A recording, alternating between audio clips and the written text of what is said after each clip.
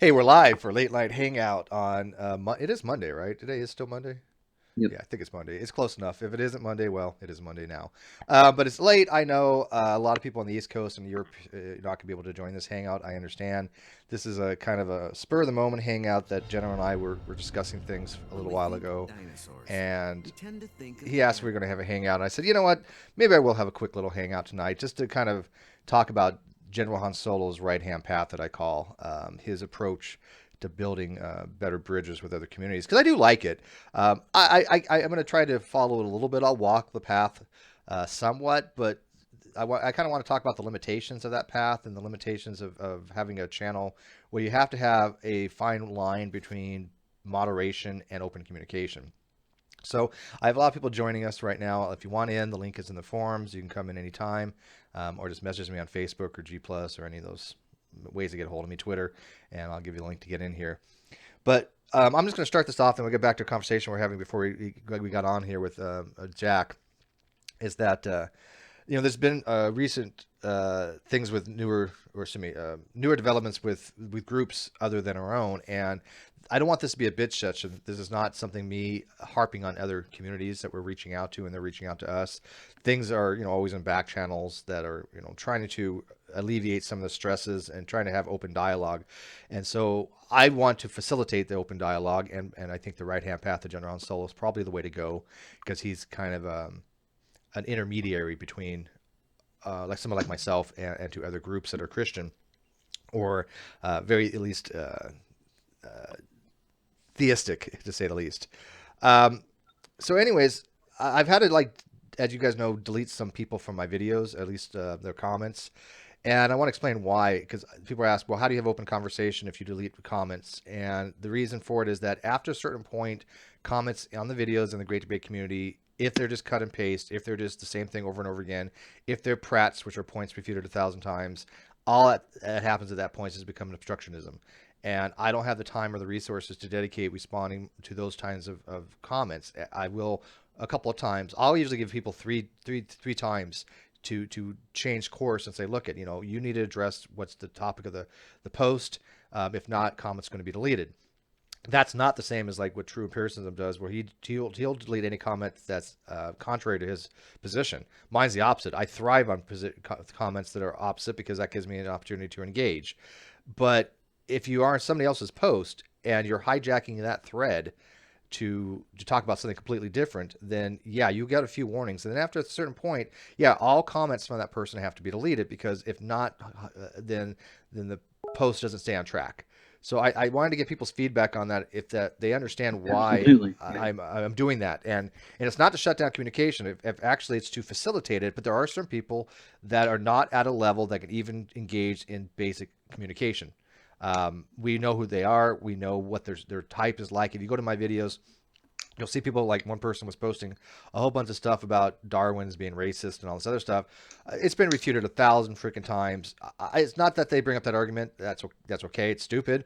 But when you ask somebody, let's concede this for the sake of hey, I'm not going to say it. Let's concede this for arguendo. I'm not going to say sake for arguendo. I know it's redundant. Uh, that okay, let's say Darwin was Hitler. Who cares? Evolution stands on its own merit, Right. right? There's a genetic fallacy to say, well, Darwin was a terrible man, which by the way he was, and he was actually an abolitionist, and he actually was anti-slavery, but um, Yeah, but it say he was worse than Hitler. It wouldn't yes, yeah, matter. yeah, exactly. Say it was worse than Hitler. He was just the worst man that ever lived. How does that change evolutionary theory?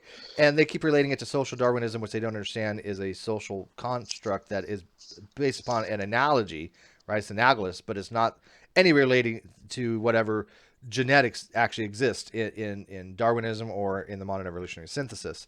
So Yeah, that's just a way of setting up a society. yeah, it's a straw man thing, and I'll give people many warnings. And I'm like, look at this has been refuted. Go look at this, look at this. I'm not going to address 5 hours of my time or invest 5 hours of my time to talk about Piltdown Man or Nebraska Man or Haeckel's drawings. These are all things that Right. any idiot can go read a freaking 5 minute blurb about and explain why they're wrong. Okay, Man, I'm I don't always want to deal with charitable those. as hell, but you see more than me because I give them a warning. I don't explain, like, I don't give them links. Just explain, hey, this is a prat. Don't hijack this thread. If you continue to, I'm going to delete the post. I leave it at that. You seem to actually go a lot I further with. I like to I hear that, that I commend. do like. I mean, I want people to see that I do go out of my way to have them course correct. The last thing I ever want to be accused of is stifling conversation, but it happens, right? I had to ban someone the other day, um, and even it was getting to the point where even this person was just making Alex Malpass pull his hair out, and the person doesn't just kept on asserting they didn't have any beliefs, which was fine, even though it was Right. philosophically stupid, but they kept on straw manning mine and other people's position, making arguments about what we're saying that weren't true. And I'm like, hey, look it, don't do that. Don't say that I'm making an argument that I'm not making. And 3 or 4 times you have to like stop. If somebody says, hey, I'm not saying that, that's not my argument, I'm going to take a pause and go, okay, I want to know what your actual argument is. Right. Okay. Right. Who would want to waste time attacking Exactly. the straw man and things like that? Like, I don't want to say like Christianity's wrong because of X, Y, and Z, and no one actually holds X, Y, and Z. It would just be a waste of time, right? Like, Yeah. I, And I so don't get it. I Have you want people talked to to have. that person since we had that hangout Yes, trying I to get him did. in there?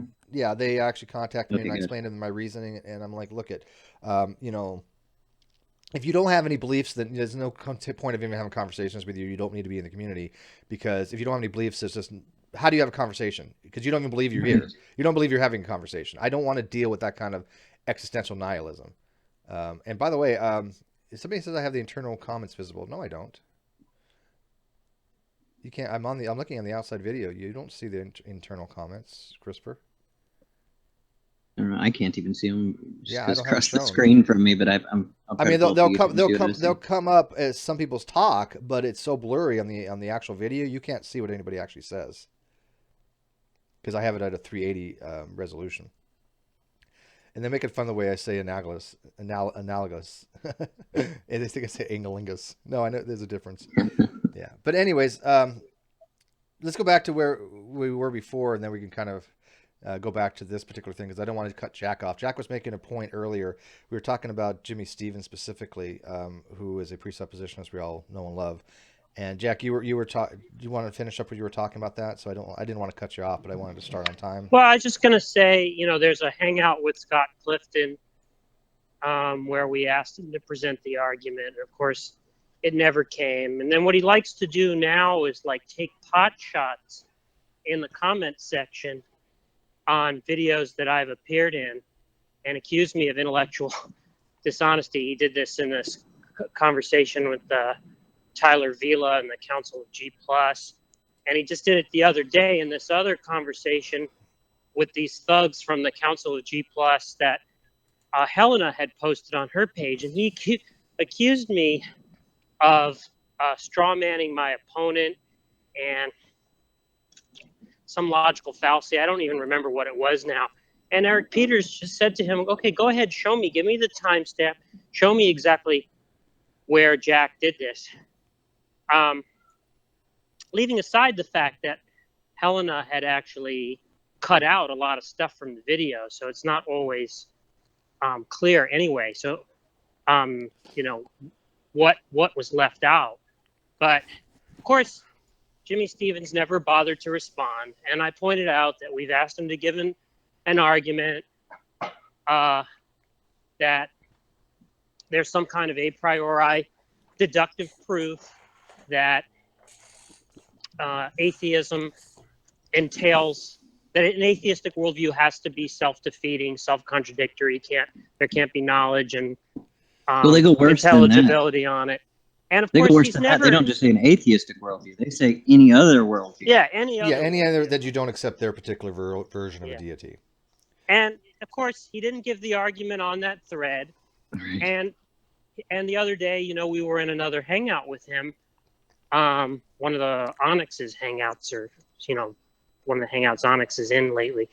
And again, I really like his hangouts. Can I just say that? We asked him. Mm-hmm. We asked him to give the argument, and he just stormed out of the room. Claimed that he was being treated. Claimed that he was being treated uncivilly. Oh, so the persecution porn kicked in. Yeah. The two claims that they pretty much make is, or the biggest one here, they give you a worldview and then don't give any argument of why this worldview actually is the right worldview. And then the other big claim they make is that no other worldview, it's impossible for any other worldview. Every other worldview is always going to arrive in a contradiction somewhere. And that's where their position fails. I mean, and they there's never a lot of make places either it does, argument. Yeah, a lot of places their positions fail, but the two big thing is one, they have to demonstrate that all other worldviews, are inconsistent or just have a problem, what they have never done. But like Jimmy especially, and a lot of presuppositionists will do this. They assert that the only way you can have intelligibility and reason is if you accept their God. Yet they never give you a reason for that. It's a bold assertion. There's no argument for it whatsoever. There never has been. I know Jack has. I mean, asked for when one, you but you never see him give one. Yeah, they always. It's the same thing that Darwin's deity does. When you ask them to give the argument, then they say, "Well, tell us about your worldview." Right. Yeah, they switch. The burden switch. The way that Darwin's deity does is he just asks the question. Well, he'll make the claim that you can't have knowledge or intelligibility or whatever, a justification for your beliefs on any worldview other than the Christian worldview. And if you say to him, "What's the argument?" he'll say, "Well, how could you have it on your worldview? How do you have justification for your beliefs on your worldview?" Yeah, this is the but of trick course they he's play, never. Even if they could show your worldview wrong, that still doesn't justify their claim that all worldviews and are I can wrong. spend a lot of time justifying, why I believe what I want to believe, but here's the thing, what Jack says, they never justify their position. That's what you need to harp on. You're going to say, look, my justification for my position, I can make all day long. Okay, we can have a discussion about that. But you know what? We're asking about your position. You're asserting that your deity is required for the intelligibility and reason and understanding and knowledge and all this other stuff. Show me. Give me the argument for it. They will never how are do you? it. Hold on. How are you even asking me for an argument as a presupposition? How are you even asking me for an argument? And how would you understand my answer unless you first presuppose the Christian God? Yeah, the closest thing that Darwin's deity has ever given as an argument is to just say, right, that knowledge and intelligibility can only exist if and only if the Christian God exists. But that's just the premise of an argument. We're asking him to justify that claim.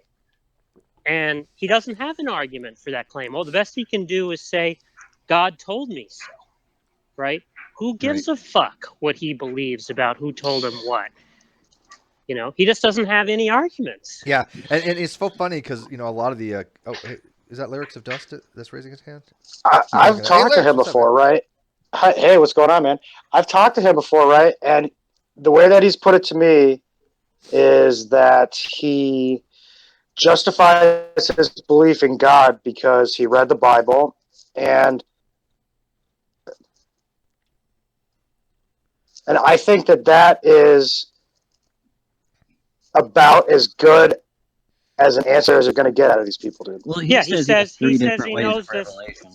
He says he knows this because God told me. That's not a justification for other people. I mean, you can maybe he doesn't say that God told him, dude.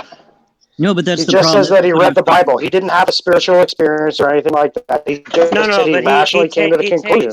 He takes the Bible as being God telling. That's true. I mean, he takes the Bible so literally that it's literally the revelation from God.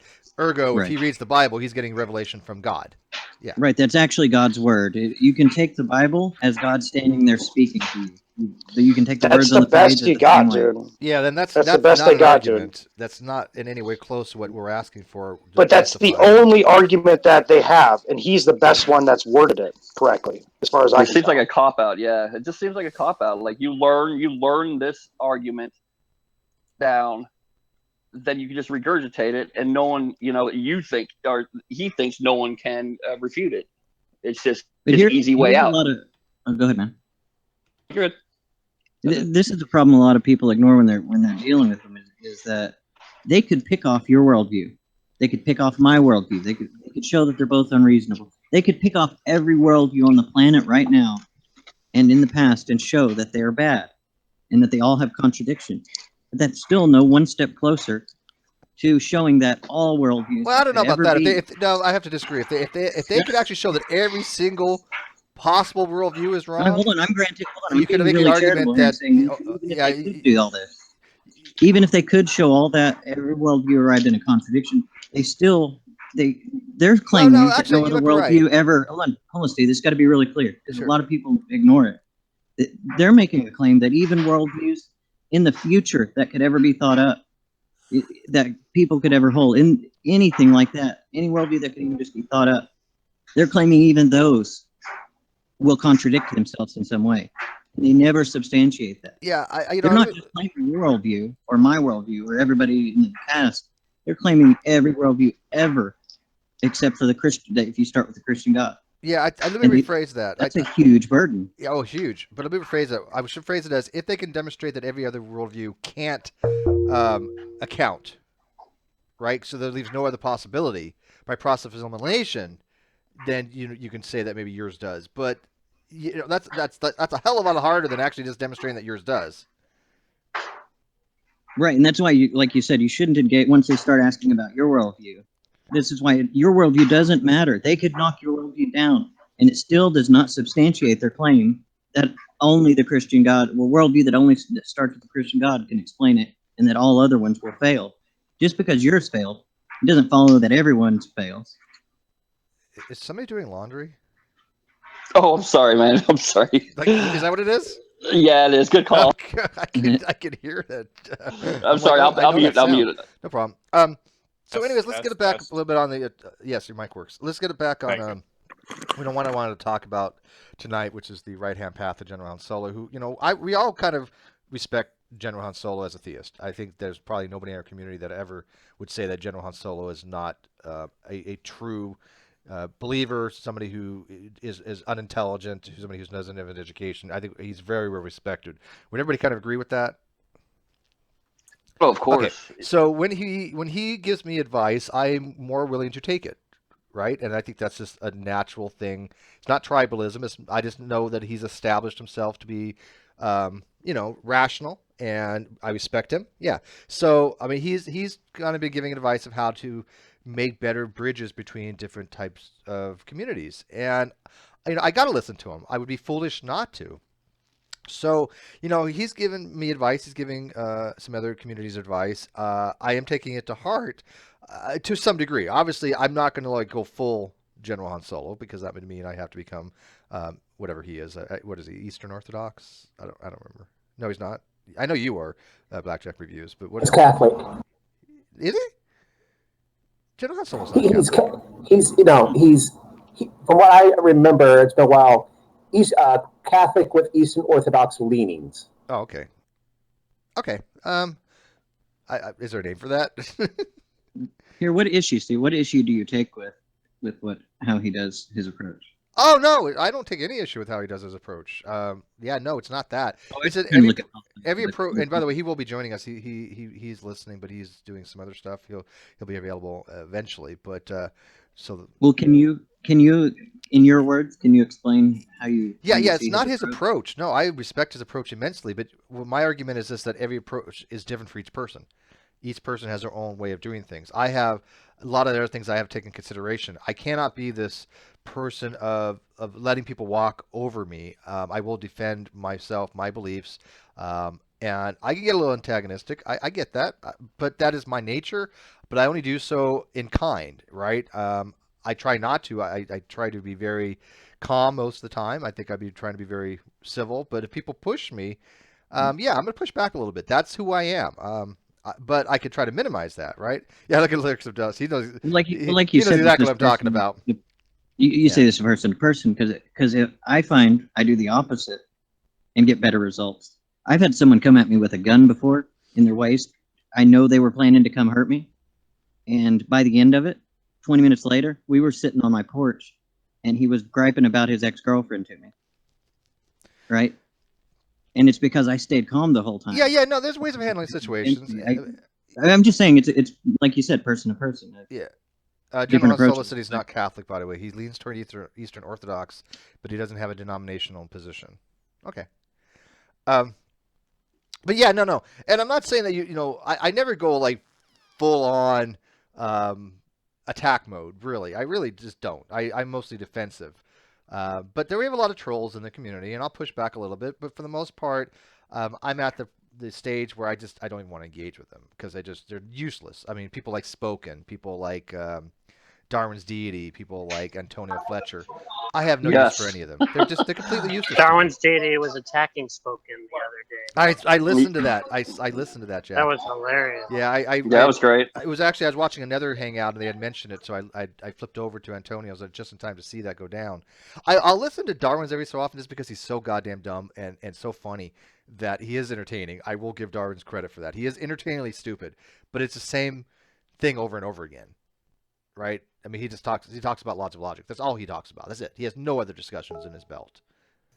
Well, he tries to have other discussions. He tries his hand at morality, except it's just the same shit, different pile. Yeah. Yeah, even the flat Earth stuff. Even the flat Earth went to precept somehow. Yeah, and if he starts talking about like evolution or science, he just goes. Yeah, evolution. I've had a conversation He's about shit at evolution with him, but you have to just let him talk. You can't start disagreeing with him or asking him questions about it. You just kind of got to go along with it.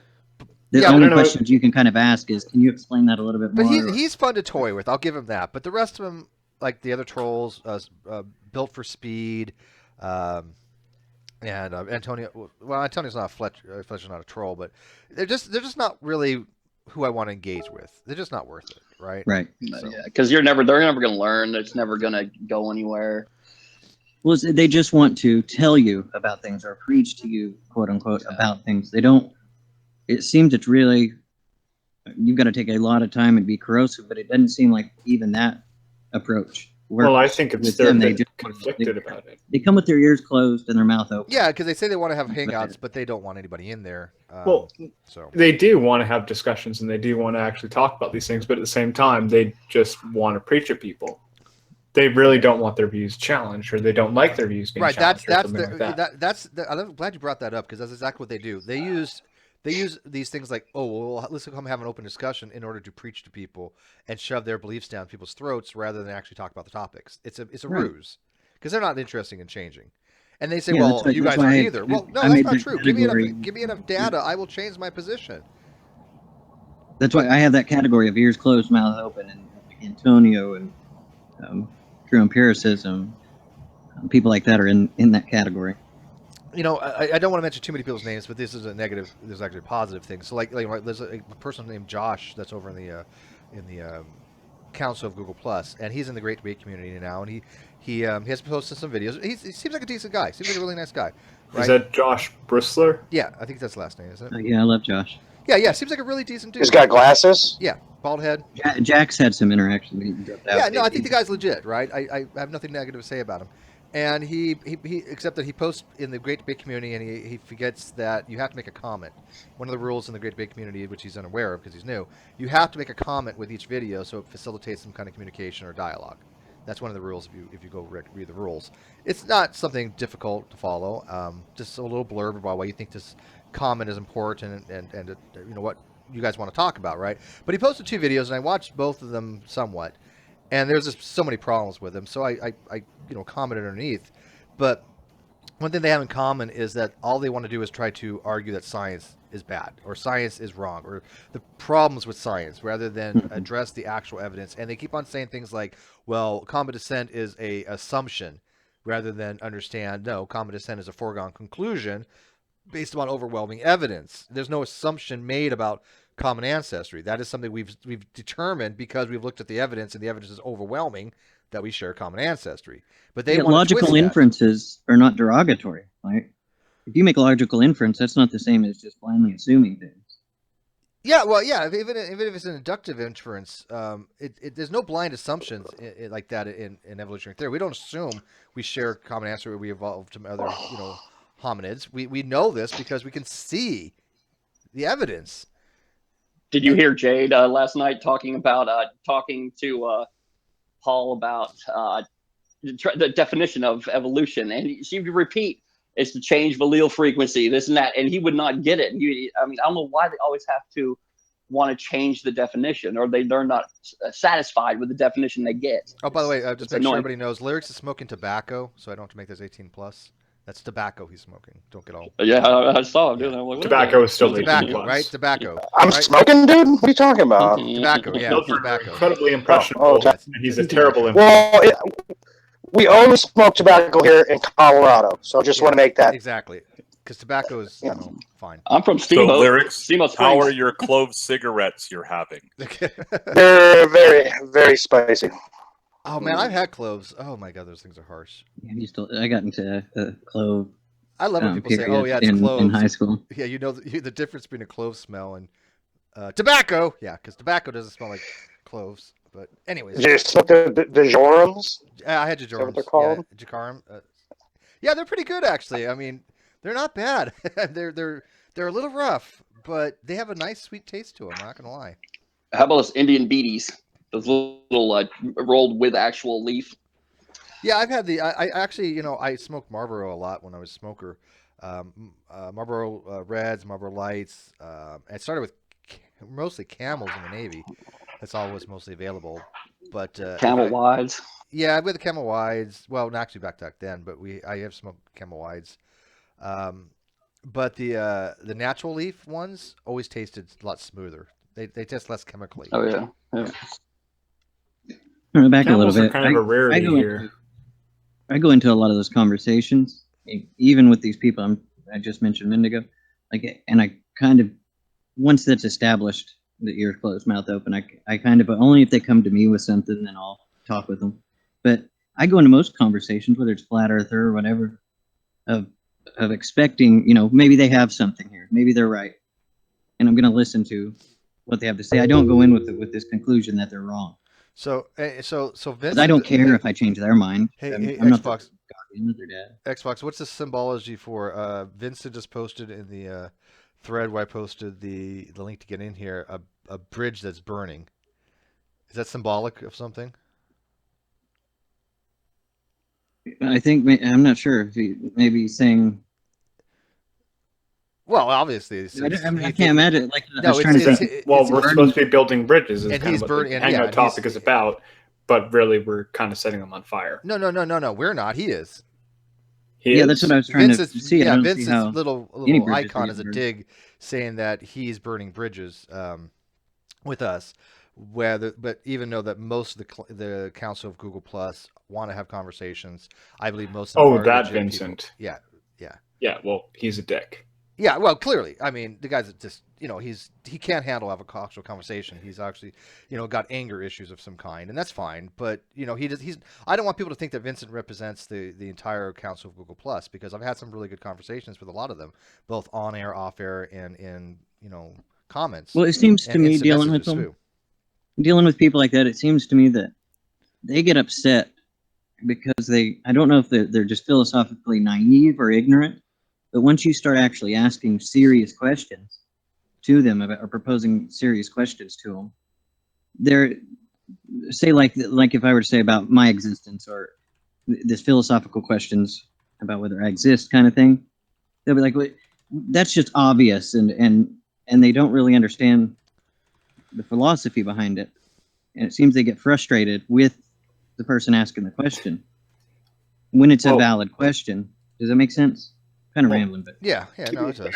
Most people get frustrated with philosophy in general, for sure. And it seems like that when they get frustrated with that, they take it out on the person asking the question, as if the person asking the question is stupid. Like, it's obvious I exist. What are you going on about? You're just trying to trick me, right? Kind of. And that's just a big example. It's usually something simple that it turns into that.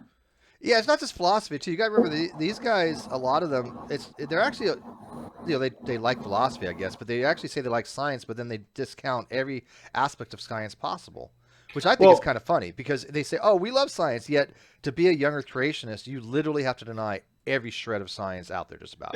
You can't accept geology, you can't accept physics, you can't accept biology, you can't accept anything that we know to be the case, and that they say they love science, which I find that to be and weird. the sad thing is, it's the same thing with a flat earther. It is true. Hey, Lance, by the way, what's up, man? Hey, dude. Yeah, I was gonna say true science only.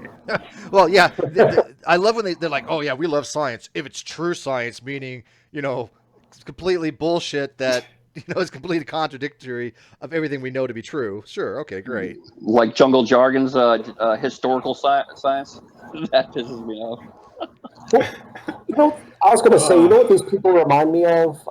We know who we're talking about. Is I remember in one of my classes, Professor Yuli was speaking, and we had a basically G-Man style evangelist in our class, and we were talking about other religions and their beliefs and how people have used it to pretty much arrive at the same answers Christians did, the same goals. Basically their version of the Ten Commandments.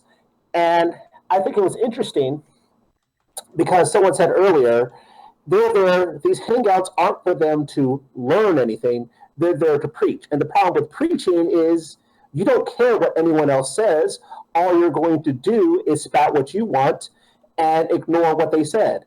Now, the reason I was remembering it is because Professor Yearley actually presented a challenge, and he said, all right, you set me the criteria that makes the Bible true. Your God true above all others. And the student went ahead and did this. The best part was, by his account of evidence and science, all he did was prove Spider-Man is real. And that's how I think about G-Man, because if you take their ideas, and that entire group of the kinds of people we're talking about, is when you apply their level of evidence and put it to pretty much any other kind of fairy tale. Now, I'm a Christian myself, just so everybody knows, but you apply that to any kind of religion or anything, it proves every single religion, every single superhero real. Right. And it's always funny to me because you present that and it drives people like them insane. Yeah, they always try to find a way around that. Well, this one's special. This criteria I use for the Bible parts are somehow it's special than how you're doing with Spider-Man or something. They always try to find a way around. Well, Spider-Man comics don't claim that they're real. So and so. Well, you know what I mean? Things like that. Point of order. Deadpool. Oh yes, I love Deadpool. Okay. Are the archetypes that they're presenting in the characters, are they present in reality? Who was that with, Steve, that we were talking about doing the quote unquote Spider-Man fallacy the other day? Because they just weren't. But it was exactly Hunter, wasn't it? It was Hunter Bailey. Hunter kept trying to find a way around me saying that. Well, if some archaeologists in the future dig up New York, and then they dig up some Spider-Man comics, and he's in comics, and they dig up even in New York, they find little statues, like toys of Spider-Man sitting in people's houses. Right. By this standard, this would be the same way you're proving. Or an alien some of this civilization. Jesus. An alien civilization. They have no idea what standard to even go by. So if they see all these comic books about Spider-Man, they'd be like, oh, they must have worshipped this creature that was, at the very least, they can using their standard, the Christian, not every Christian, the Christians Tony was mentioned, using that standard, they could at least show that these people believed Spider-Man actually existed. Right, so they can conclude that Spider-Man actually existed. Yeah. When he actually didn't. But that's reification, isn't it? When you're making something to be real that was conceptually only. But the thing is, there are superhero comics out there that are based on real people. That I think even Spider-Man, and correct me if I'm wrong, I'm not a comic aficionado, but I think the drawing of Spider-Man was actually based on someone that Stan Lee knew. Oh, so sure. I'm sure that technically, most of his are. Yeah. Santa Claus is based on some of the most of his are based on a person he knew, and they're based off emotions that he had inside when he was a kid. That's the superpower he imposes on that person, and then draws that up. Just because I'm a nerd, I can speak on this, which is there is actually a Deadpool comic wherein Deadpool, because he knows he's within a comic book, gets sick of being this anti-villain, and he decides to go back and kill everybody who inspired the characters for all the various superheroes. Deadpool self-aware, and some of them are actual people that Stan Lee had based the Deadpool self-aware that he's a comic? Yes. Yeah. Oh, yeah. He breaks the fourth wall. Going to that's true. Comics. You're right. He does break the fourth wall. He has the toy. He has action point. figures. Yeah, Yeah, that's going why to doctor in the for my movie he's comic also animation narrating from it. now on, But Yeah, you know, doctor- which by the way, I love that because movie. Doctor said anti-villain yeah. instead of superhero. Well, he's not a hero. And he's not an anti-hero. He's not an Yeah, well, anti-hero an either. an He's anti- really more of a villain, except he kind of does good every now and But an then. anti-hero Yeah, is not a that's villain. right. An anti-hero is a hero, but just It's a hero who lacks the notable traits Right, that we right, would exactly. typically ascribe to a hero. But an anti-villain is somebody who, yes, they're a villain, and they embody all like the qualities that we would but ascribe do to a good villain, things. but occasionally do good. Yeah. Welcome to chaotic now, good, what I lawful was- good, chaotic evil. Yeah, go back. Yeah, what was Blackjack? He had a point to what he was saying. Yeah. Now, the point I was actually trying to make was because of that, Spider-Man existed. Spider-Man is based on a real person, but that doesn't make all his superpowers, Mary Jane, and all that real. Now, even as a Christian, he kind of took this because, of course, it is the Spider-Man or Superman, whatever comic book fallacy the person wants to. It's just showing that you can have fact in your religion, and every religion does. Every religion has fact. Every religion has people that have really existed, things like that. But that doesn't meet the burden of, I'm just going to say, logical evidence. I am a Christian in spite of the fact that I have no empirical way to prove anything. I believe it is all personal. And because of that, I don't feel, nor am I believe I am led to try and force that onto others. Yeah. And by the way, I was thinking, this Right, reminds I me. agree. This ties into some other discussions really we usually have.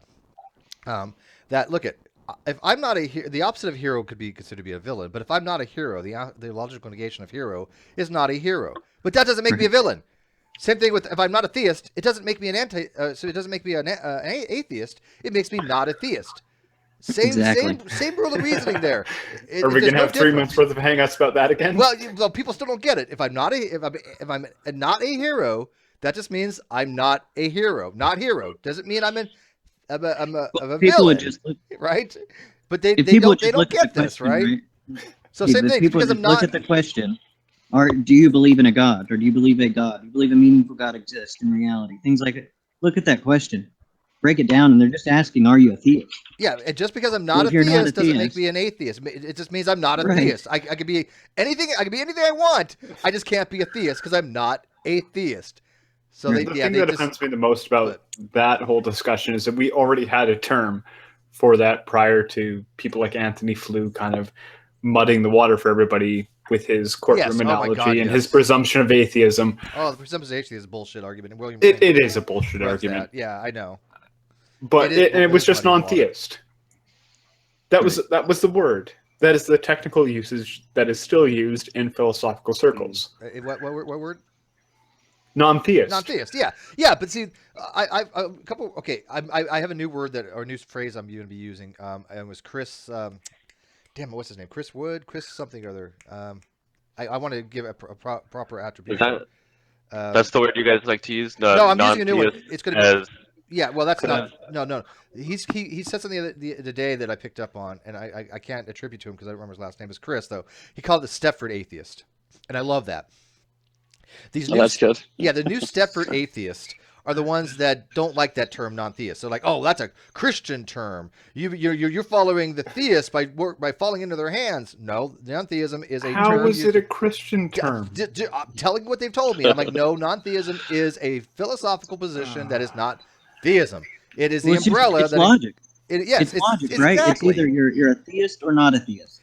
But see, they're not understanding this because as he You're said, either A or not A. as what he said, the flu and people that use the presumption of atheism. But okay, Well, here's Anthony Flew divided atheism into positive atheism, which is a position that I would hold, which is someone who believes that there are no gods. And that's what the most atheism, common which thing was is. analogous to just voting not guilty on a jury.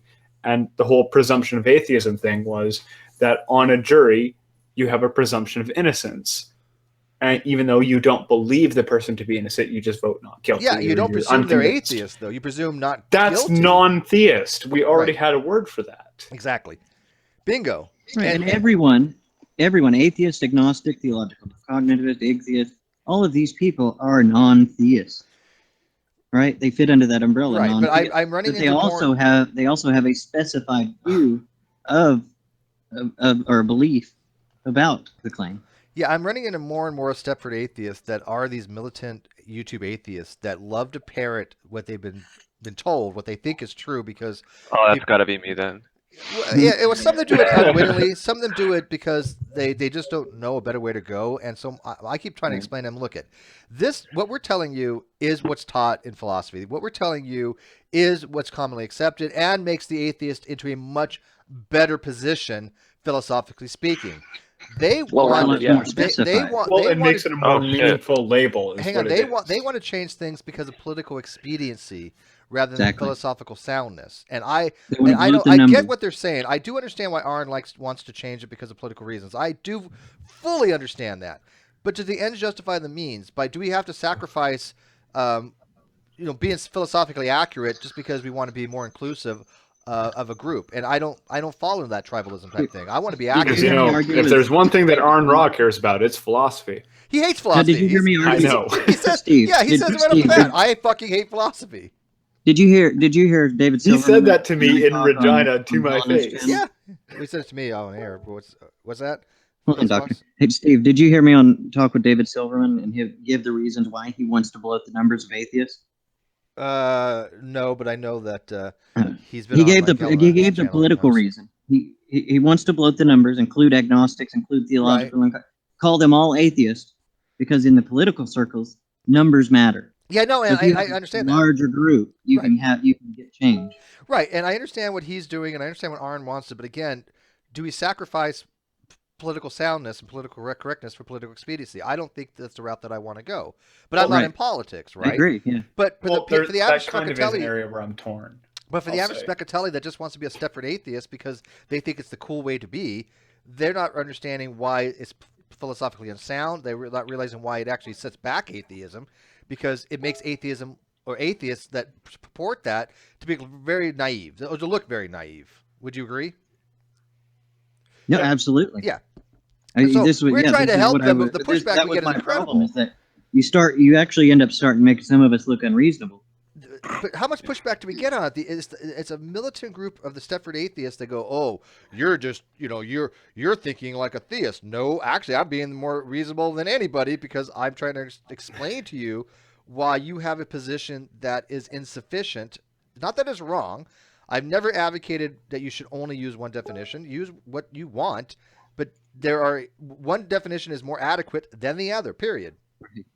That's it. Yeah, atheism doesn't need all the denominations. Yeah, it's not a religion. It doesn't need denominations. It should just be cut and dry. Well, that's unfortunately is a good analogy of it, where you have theism, which then could subdivide down into various religions and their various denominations, and then you have non-theism, which would in turn subdivide down into its various denominations. Yeah, exactly. That's how it is. We need a new word for it. Yeah, but that's actually what it is. You want I mean, non-theism is subdivided down, right? It's a good analogy of it, but sure. But it goes back to what we were talking about earlier. Look at, and I don't want to get on this topic too much, but again, if I'm not a hero, I am not hero. Doesn't make me a villain, right? Same thing. If I'm not a theist, it doesn't make me an atheist. It makes me a not theist. The principle is the same. I don't know how anybody could see that's not something that holds to be truth. I'm just glad G-Man's big God, little God never went too far. Oh, that was fucking retarded. I like that one. Oh, he's still touting that shit. It's so funny. Hey, by the way, welcome, Sokka. Sokka and I maybe have differences on a lot of things, but I gotta tell you, when it comes to this, I have never seen anybody that I'm so 100% boom. Just I agree with, right? Whatever Sokka says on this, just take it for what I'm saying, because it's so right on. I have nothing negative to say about it. Isn't that weird? That's how often you see that. I will say that I saw that thread, and you guys are dedicated. Yeah, I gave up halfway into that thread at like the 50 comment mark. I said, "No, I'm done." I said my piece. Did you accept it or whatever? You get to a certain point where you just start repeating yourself, oh, God, and it's like I could just copy my previous posts and put them up there. And I think one of the biggest misconceptions that these people have is that they don't understand that I'm not saying they're wrong. Right. I'm not saying that their definition of that they're using is wrong. From the very beginning, what I'm saying is that, listen, I don't think that the way that you're using the term atheist is sufficient enough in actually describing a position. And they're like, well, of course it is. I'm like, no, it's not. And this is the way that I try to relate it to them. Is like, first off, is that if somebody comes out and says that they're an atheist, and what they're actually saying is that they're fitting into the category of everything that doesn't hold a belief in a God is therefore an atheist. And so they shoehorn things like agnostics and theological non-cognitivists, atheists, apatheists into this category of things that must be atheists. But they already have a term for this, and the term is a non-theist. And this is one of the points that you brought up there before. And highlight my picture there, Steve. This is not a meaningful label. And there's like, well, okay, well, if all you're saying is that you want to call them non-theists instead of atheists, then don't you run into the same problem that non-theist is a meaningful label? And I'm like, yes, absolutely, non-theist is a meaningless label, because essentially what a non-theist is everything that is not a theist. Right. It's a category. It's a category. It's a category thing. That's what I say. It's the equivalent of saying that a dog is a non-cat. That's what it is. It's just like, like you can come up there and somebody could ask, hey, do you have an animal? Some people say, I'm going to say, yeah, I have an animal. I have a non-cat. Well, what the fuck does that tell you? Does that tell you anything? There's like, all it tells you is that person doesn't own a cat. And that's it. And that's what it means. Like, so when you try to paint this as your position, where it's like, oh, I'm a non-theist. Well, that means nothing. That means absolutely nothing. And so, yeah, like I said, it makes no sense. It makes about as much sense to describe your pet as a non-cat. Oh, shit. Can you see that? Can you see the screen, Sokka? This is the model that I've written up. It's a rough draft of it, but it's pretty much what you're explaining, I think. So where do the Cthulhians fit into this? Where do what? Oh, they've been eaten. Fit into this. I know, is there a column for people that are right? Yeah, actually, I 1 sec. I'm just responding to something. But hey, Lance H, you kind of fall into the other position, right? The other lack of position. I was going to say that I would. I don't know if I'm you, a Stepford atheist, Stepford. but I'm definitely a YouTube monster. About 4 years ago, well, like I kind of just fell out of my Christian views, and then about four years ago. For my job, I'm just in the car a lot, so I would just drive around and listen to stuff, people like Dawkins, Harris, what's his name? Yeah, Hitchens? I already said Sam Harris, Hitchens, yeah, Dillahunty, Aaron Ra, and a lot of them are, that's basically what shaped my beliefs, and so I would say that I am an atheist, but the way that I, use the word atheist, I use it in a way where it's, people would call it a reactionary position, where it's a response to the claim of theism, where they say, they claim that some God exists, and I claim, or I would say that I do not believe the claims based on insufficient evidence. That's just a response to their claim, though. Yeah, and I think what minus their claims. If I ask you, what do you believe? Like on that chart, do you believe a God exists? If there is no claim, I'm just asking you, where do you fall? Well, I use the axis of belief and also the axis of knowledge. Like, I would say that I do not believe a God exists, but who cares? I do not have evidence. Lance, who cares? Who cares about who cares about whether or not you can know this to be the case? Right. This is Nobody, all about belief. nobody cares. Nobody question. cares about whether you can know this to be the case. Yeah, we're not asking you what your belief is. I'm not. Because that's your belief. Here's the thing too: is that you're not even using knowledge in the sense that most people were. You're using knowledge in the basis that you can't be certain that in order for you to know something, you have to be certain about it. But certainty is not a requirement for knowledge. So I don't really care what you think that you can know here. I'm asking you the simple question: what do you believe? Because the atheistic position is based off of a belief. It's based off of what you believe. Right. It's not a claim that God doesn't exist or that God does exist. It's just Okay. what do you believe a God doesn't exist? Do you believe a God does exist? I believe that based on man's history of inventing all sorts of different deities, that the probability is much lower, and I believe that there is no existent God. Great, Okay. you're an Yeah, atheist. I think Yeah. you meet the atheist. Welcome to the club. We have cookies. Yeah.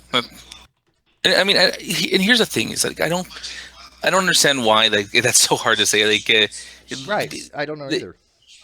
People come out there and it's like they feel like they don't have a that in order for you to be an atheist, there has to be a certain burden of justification that somebody has to have, or they believe that this is the case. And we try to put this out there is that, yes, technically, if you hold to a belief, you should have some type of justification for, at the very least, yourself to why you hold such a belief. Because if you can't justify the belief even to yourself, then you're basically holding an irrational position. So, but this isn't just unique. This isn't just unique to things that you believe in. This is also to things that you so-called would lack belief in or disbelief. Like if you disbelieve something, or you lack a belief in something, and people can ask you, well, why? How do you justify yourself that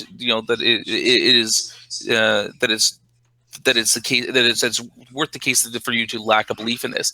And if you can't justify it, then even your lack of belief can be said to be held for unjustified or unfounded reasons. So even if you try to scam out of the atheist definition by trying to say that you just simply lack a belief, well, that lack of belief position that you might hold can still be held for irrational reasons if you can't justify it even to yourself. Yeah, that was one thing that I was going to say.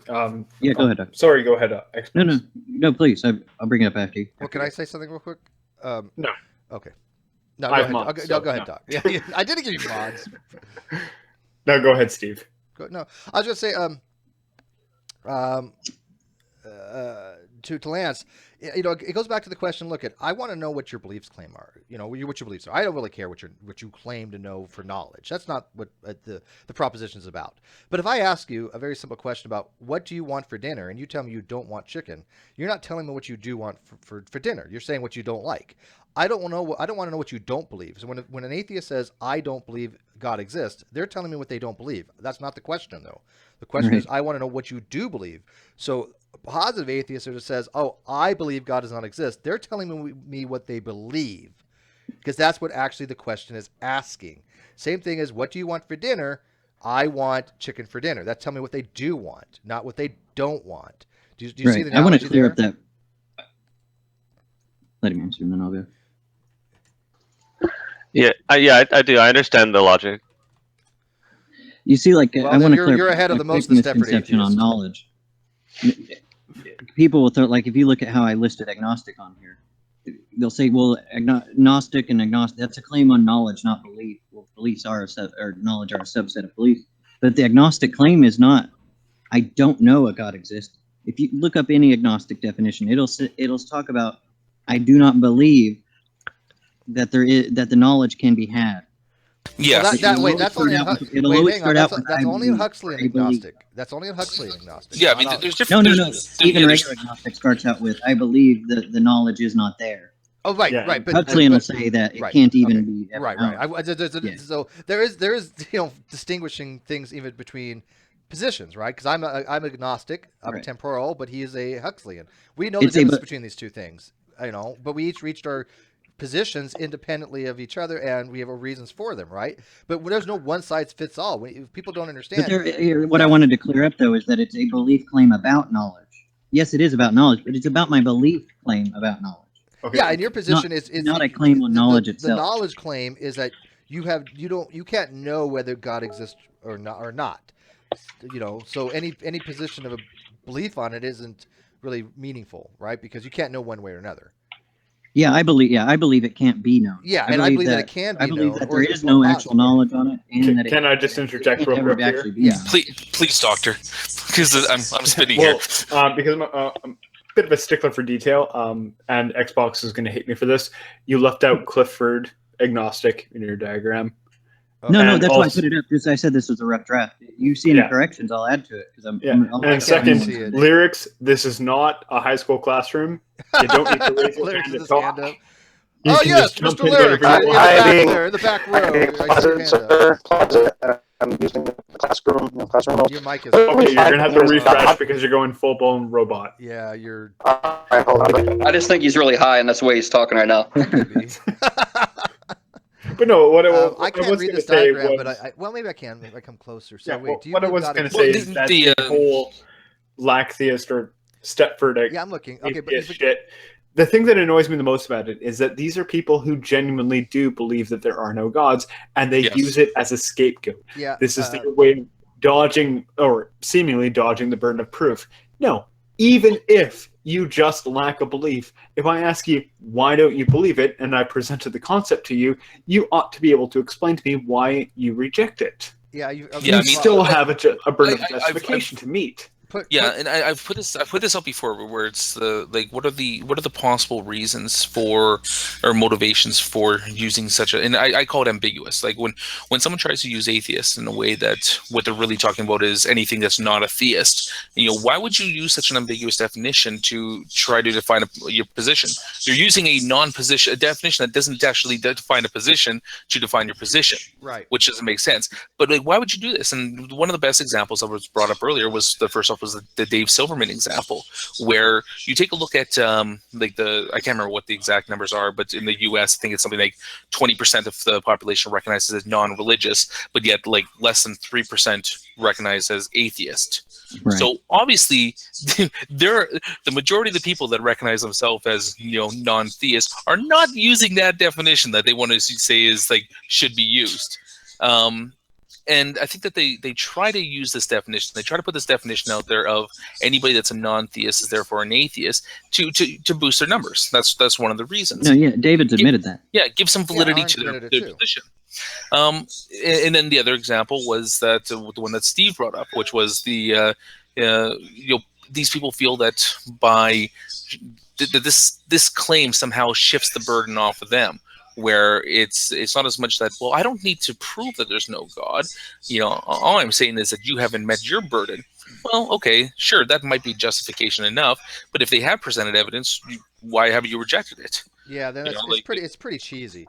But yeah, on the okay, if you've got a lot of things on here, obviously the rough draft, you need to put skepticism on there, and I wish you would type out the whole thing on theological cognitivist. Temporal agnostic you need to put in there because that's my position. But yeah, I mean, we can have an off-air hangout. And I'll send you. We'll make it more of a Venn diagram. Also, your theological non-cognitivist definition's a little bit off. I can't read that; it's too small for me to read. Oh, and Xbox. That's what I just put in the live chat. I could barely read it. It does say, let's see here. No, I want y'all to pick someone it. who believes terms like. But now, I think you had the definition for atheism under theological. No, guys. An atheist is not a non-theist. It's not a theist because it's ignorant of both sides, so it can't be in the non-theist side. No, true. It is non-theist. It's just that no meaningful definition of atheist by definition is thus far been presented to them. Yeah, so look, these are hold on real quick. These are categories. You either have a category of a theist, which believes a God exists, and then we've been over this with Bionic Dance. It's not a true dichotomy. No, it is a true dichotomy. This is a true dichotomy, Pseudo. It's dividing it into theist and non-theist. You're either a theist or you're not. Hang on. The dichotomy is theism or not theism. That is a true dichotomy by logic. What she's trying to advocate is that theism and atheism, that is not a true dichotomy. Yeah, or to put this into Matt Slick terms, P or not P. Yeah. How about an epistathist or a pistathist? How about a don't give a shit of this? Because I think is a failed pseudo. It would fit under non-theist. Yes, epistemivism, I think, again, is a way to a person who doesn't want to actually they could fit under either. Actually, y'all know who coined the term, eh? Yeah, Bionic Dance. Yeah, but see, actually, I don't have just like a deist could fit under either category. Hang on, X. I don't. Hang on. A pistivist could fit under either. You could be a Christian and not do it on faith and not take. Yeah, I don't like the term epistivist. I know what she means by it. I don't have a problem with the word, but the problem I have with it is that you're really limiting your building of an epistemic framework. Well, you're basically rejecting restrictive definition. Yeah, very, very restrictive. And Aaron Rod coined that, I thought. No, he didn't coin it, but he uses it. And Ozzy's argued with him about it. If you've heard that really good discussion about how it pretty much undercuts your foundation beliefs, and you have to have faith there. But it's a coined word, just like lacktheist, which again was supposed to be a pejorative type term, and I do think it is slightly pejorative, and it should be, because again, this should go by more what your belief is rather than these labels, right? The only reason we use labels is because they're a lot easier to identify people right off the bat. By they just say, look, I hold this particular position. You know where they're coming from. I get that. But if right, you just categorize someone really quickly, and then they give arguments that are contrary to, yeah, but if they say they're one thing, right, and I have an understanding, okay, they mean this, but then they give arguments that there's something else, that's where we run into problems, because the Stepford atheists out there that want to adopt this lack of belief position, that's not how I or Soccer or Doc or you understand atheism to be, or anybody that understands philosophy, or anybody that's gone through college understands it. I mean, freaking. This is how this diagram. Hang on, like I hate to say, because I'm just like you said. I'm not done yet. Hold on, X. Reel it back, baby. You know when I'm done. Xbox, no, yeah, I thought you were done. I can't hear you when I start. That's okay. Like Blackjack Reviews has a PhD in religious studies. I'm sure he would be the first person to go, yeah, you guys are all fucking ridiculously stupid on this, right? But he's not. I mean, I think he has enough education to know that this is how it's actually taught in academics, correct, Blackjack? Yeah. Yeah, so, I mean, not appealing to, well, I am appealing to authority, whatever, but it's true. It's. I mean, you do have a PhD in the subject. Wife appealed to Blackjack a few times. Yeah, the guy's smart. Well, all I was going to say is I'm smiling because all I could say is, yes, you're going through an academic term, but for me, now I'm speaking personally here, I like the idea of people saying atheist, theist, whatever, but I never use those terms to identify what they believe. It gives me a starting point, if that makes sense. But I understand where you guys are coming from, and I enjoy you're trying to get it a little bit more defined. You know, you're trying to get, this is going to sound bad, but you're almost trying to pigeonhole your beliefs in a way that I understand what you're doing, but I don't necessarily, I want to do it myself. Well, here, let me correct you, Blackjack. Is that we're not pigeonholing anybody here. Like I said, everything that we put here, especially with the stuff that I'm talking about with Steve, this is how I use the terms, and this is how I use the terms in the sense that they're meaningful. Okay, I don't want everybody to do this just because I said so. I'm not an authority on how these words should be used. This comes about as a result of people that come out there and they say things like, you know, agnostics are atheists, therefore you're an atheist. Okay, well, hold on a second. First off, you don't get to fucking label me. Second off, this is how I'm using the words. Third off, you're using it in a way that is so ambiguous that, you know, that we fall into the rocks or atheist category and babies are atheist category. You know, that's when these stupid discussions start. I don't care. You know, every single person that's listening to any person that disagrees with me can say, you know what, you know, I'm going to continue to use the words in this way. And my response to that is go for it. You know, I don't care. But I'm not going to. And when I use these words, this is what I mean. And this is why I think that it's clearer. And this is why I think that the definition is more sufficient this way. But you know what? Godspeed. Yeah, right. Exactly. I want to make one thing, correct myself on one thing. I wasn't using pigeonhole in a pejorative sense. It's a bad term in what I use. And I was speaking, you're trying to find yourselves in a way that's more complicated. Yeah, I got you. I don't take it as pigeonholing. I know what you're saying. I just want to say, but I honestly am enjoying the conversation. But hey, Lance, okay, look at, I want Lance to look at, if you answer that question, do you believe in God? And you just say, hey, look, I lack a belief. Can you look at the diagram and show that all that means you're not theism, right? That's all that means. So any of those things in that circle of not theism, all those things lack a belief. So if you just tell me your lack of belief, how do I know you're an atheist, agnostic, Huxleyan, theological cognitivist, or ichtheist, or skepticist? How do I know what you are? You haven't told me. You just told me that you're not theist. Okay. But that doesn't tell me, that doesn't answer right, that would be like the Christian answering, I'm a theist. You wouldn't know that they were a Christian or a Muslim. Look, a theist, all a theist has to do, and some people have done this, and they're rightful to do it, just because somebody's a theist doesn't mean they have bad arguments. So people need to put that to the side. Theists can have a very good argument. But one of the things a theist could do is say, I lack a belief in the non-existence of God. Therefore, I don't have to give you a burden of justification. Just like an atheist trying to say, well, I lack a belief in God, I don't have to give you justification. All they have to do is do the same thing. They play the same game. But most atheists that I know don't. Because one, they have an obligation to promote their faith, which I respect. But two, I don't think they're going to be, they don't want to be dishonest on that. They want to say, I believe in God. For an atheist to say, I believe God does not exist, and they refuse to do that just by saying they lack a belief, I think many of them, not all of them, but many of them are actually trying to be dishonest. And that's when I'm like, don't do that, because you get on theists for being dishonest sometimes. Don't be dishonest yourselves. Right. And like you said to begin with, either they're ignorant on the subject or they're being and dishonest. those are, I can't say those I'm people, not those saying are the ones that's being the dishonest, dichotomy, right? but I'm They're just saying being ignorant. those are two things that we see. Yeah, I'm talking about the ones who actually do know. I think I broke blackjack. Did you break blackjack? Don't break blackjack. We should. Well, and what I was going to say a second one ago. thing though is that General Han Solo has now joined the call, so maybe we can steer it back in that direction. Sure. Yeah, let me say the last thing I was going to say. Sure. And I'll shut up. But these words, these terms, not only are used in academia this way, but these are how people in the street use this word. This is how the word works in our language. Like if you talk to people on this in philosophy, that's how they use terms. Yeah, it's just mostly It's what you based find on the YouTube. language of the people. YouTube and G Plus has this Stepford atheist position. By the way, Chris, I like that. I am using it. Told you I'd steal it. But yeah, I think I've only seen this position only on YouTube. So, but anyways, did Lance do we kind of convince him why we make a better argument for this?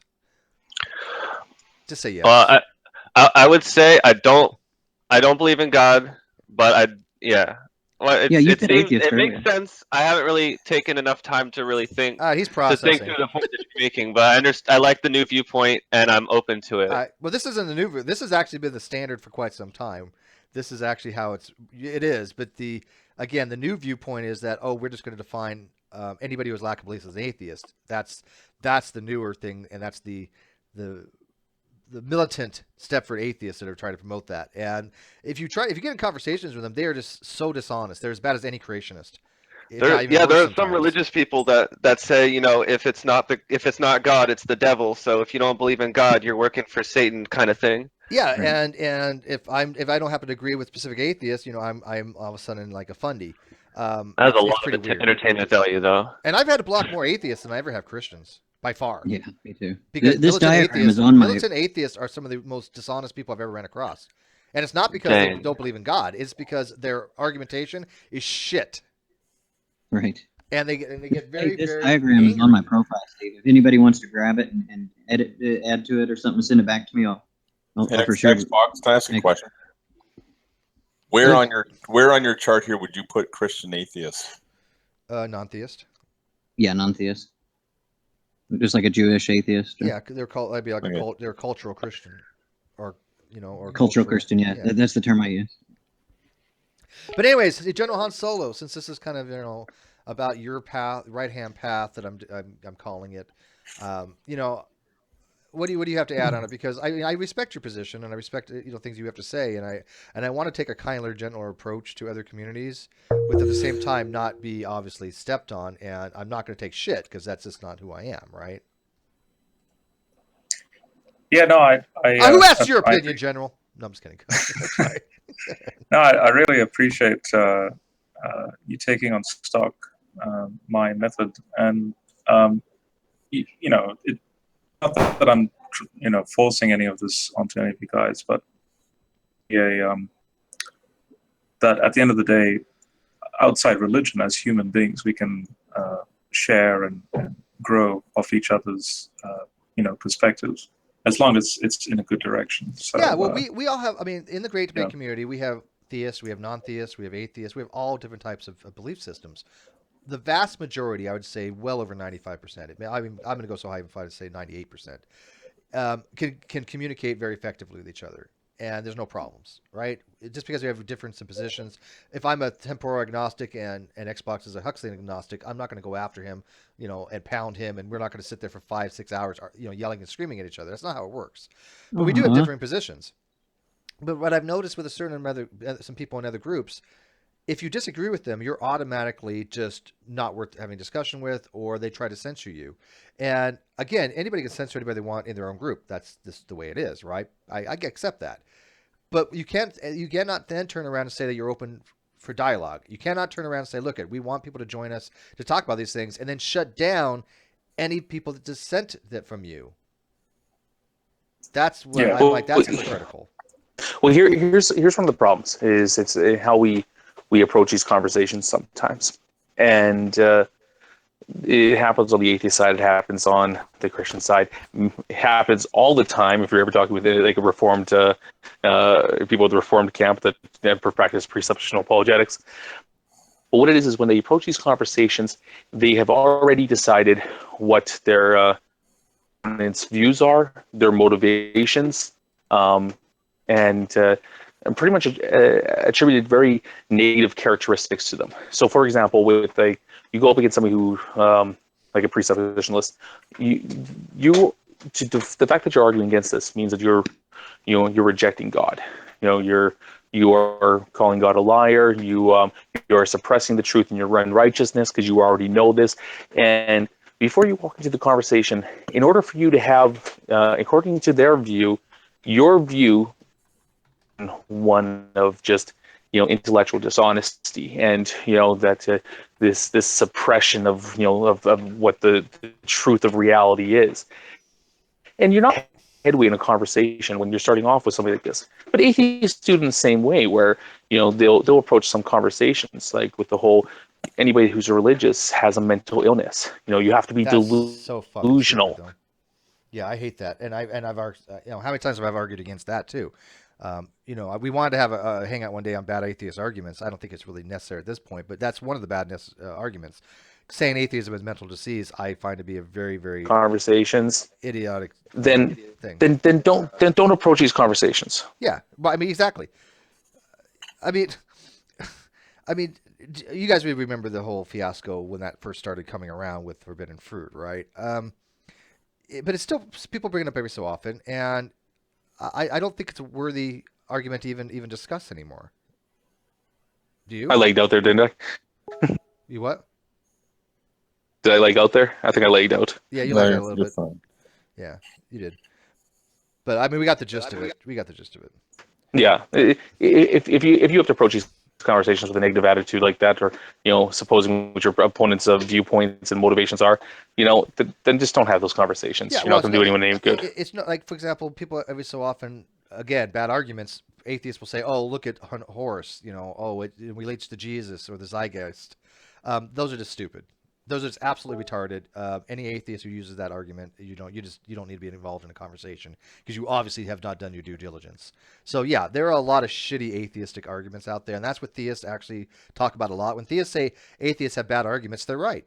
They're absolutely right. A lot of them do, but that doesn't mean that atheism is wrong, or that doesn't mean that theists don't have bad arguments as well. So you got to look at things objectively and say, look, a bad argument's a bad argument, right? But General, you did in the outside feed, not this particular one. Oh, there, you already saw it. I was gonna say somebody's asking you, how do you know you're saved? The question was. Yeah. No, I'm basically answering in that in my conscience. So notice Paul, he uses this philotimo concept in Thessalonians 4, which I brought up to G-Man about a rigor in regards to how you mind your own business, how you work with your hands, so that outsiders can respect you. Yeah, but see, it's like he says, the question. Like, this is actually interesting, guys. He asked General Han Solo, how do you know that you're saved? Can you demonstrate your salvation to me? And how do you know you're saved? And I take the position you can't, because that's a dysnostic position. It's a belief. And of course, Vince is like, that shows you don't understand the Bible. Well, that shows he doesn't understand philosophy, because we have an epistemic limit here. I cannot show you if I was saved, right? Let's say God actually came down and said, you know what, Steve, you are saved. How would I ever show you that? I could demonstrate to you by being comporting with the Bible. I can show you by my works, whatever. But I can never, ever impart that knowledge to you because of an epistemic limit. Would you? Yeah. Sorry, would you not agree with that, General? Sorry, I had to mute for a sec. But just coming back to what I was saying, but just what I heard from you just then. I agree as far as showing someone your salvation. Even in the Bible, you have mention of the. It's not a sense of uncertainty, but a sense of not having a pompous attitude like, "Oh, I'm saved. Like, look at me." Right, but it's still an inference, because Peter, right? Paul. yeah, Peter and Paul would constantly make this point about how you should have a holy fear that, you know, God is a consuming fire. Yes, Jesus came. Yes, he did all the things he did. Yes, he holds you securely and so on. But at the same time, in Romans 11, Paul makes it a very clear point that if you speaking between Jews and Gentiles, if the Gentiles lord it over the Jews, be cut off. And so you can take that into a Christian context where Christians, like, you know, the Calvinists, oh, we are the elect. Sorry, that type of pompous attitude is not the fruit of the Spirit. Oh, I agree. But my point is, it's still an inference, right? If I look at a bunch of people and I read the Bible, right, and I'm using the Bible as my measuring stick, and I see a bunch of people doing this, and this, and I say, okay, this is how I read the Bible. Which one to me is comporting more with what the Bible says to be a Christian, right? We all make an inference like that. And I can say, okay, well, yeah, general is probably more in alignment with what I read in the Bible. Granted, sure. But that doesn't tell me that you're saved. It just means that I can make an inference that according to what the Bible says, it's more likely the case, maybe. But I don't know idea that you're saved or not. Vince is asking how anybody demonstrates that they're saved. You can't. There's no possible way you could do that in any kind of certainty. They, however, being Calvinists with this, oh, I'm elect, they believe a type of certainty that I know philosophically they cannot have. Yeah, there's no certificate or something, you know, certificate of completion. Right, it's a belief, but they don't want to accept it as belief. They want to somehow magically make belief into a knowledge claim, and then not even be able to justify it beyond just, oh, well, we have a book that says this. That's not a sufficient justification for a knowledge claim like that.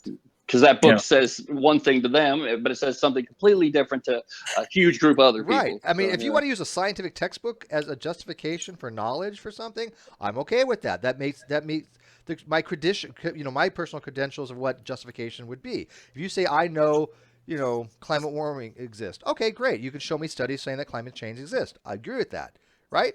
But if you say I know I'm saved, what the hell could you show me? Yeah. So but I'm not disagreeing with your statement. I mean, I don't think any early church father as well would, even the New Testament, that the number one thing Christians are ought to do is reflect Jesus, where aside from all the theoretical theology of, you know, justification by faith and blah blah blah blah blah, putting that aside, that's all head knowledge. Yeah.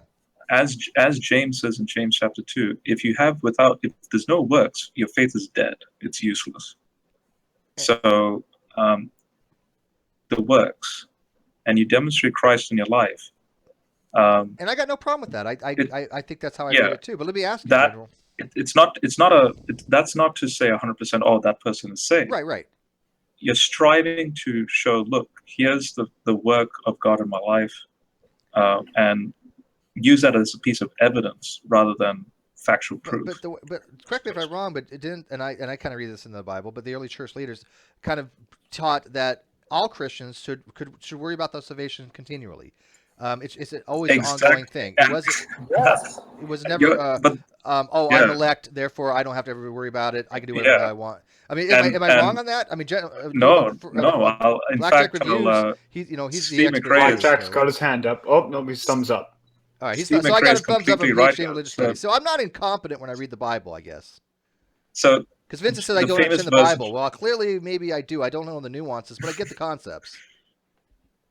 Well, you see, you are incompetent in virtue of you disagree with Calvinists. Sure, and I don't know. I can't name you the scriptures by verse. I know what's in there, but I don't care what verse is what. So right? Except for something like Leviticus 11, 12, 13, I find fascinating. But bats are birds. Great. Yeah. Mm-hmm. Yeah. Here's a funny irony where Calvinists will appeal to something like John 3:16 as being the, for God so loved the world, he gave his only son. Whoever believes in him, speaking of the elect, so to speak, will have everlasting life. But in the Greek, and this is where Steve McRae has hit the nail on the head. In the Greek, when it says whoever believes, it literally is a continual action. So it says whoever continues believing and acting on that, like in their works and so on, will have eternal life. Well, even Mormons call it the perseverance of the saints. They have a terminology for that kind of thing. Yeah. But yeah, no, I mean, again, this is why I can't get in conversations with the Calvinists like that, because I only know the concepts, but I can't back it up by where to find it in the Bible. So I leave that to you guys, right? I don't have the ability to do so. So I can't really have a meaningful conversation like that, because usually they ask me where do you read that? I'm like, I don't remember. I cannot on the fly give them passage, chapter, verse, right? So that's why I kind of avoid these kind of arguments. Next time, just remember John 15, because Jesus is very clear where he says that if you don't produce fruit in me, then I'll just cut you out. See, if you were my discordance or whatever if you were my little pocket brain in these conversations, that'd be great. I'm okay with that. And Vincent says, Steve, does Han give you the gospel message when he talks to you? Yeah, all the time. Yeah, I mean, look at the stuff I do. Like, look at my Google Drive. Freely share around. My YouTube channel is dedicated to academic work. I compare it now. Again, this is not to boast, but yeah, look at the amount of work I do. It's outside. not to boast, but yeah, but at the same time, I can't help it but to mention the fact that I'm very free with the resources I produce, and I just I want to joyfully share it. I don't see that type of work coming at all from the Council of Google Plus, and especially Vincent.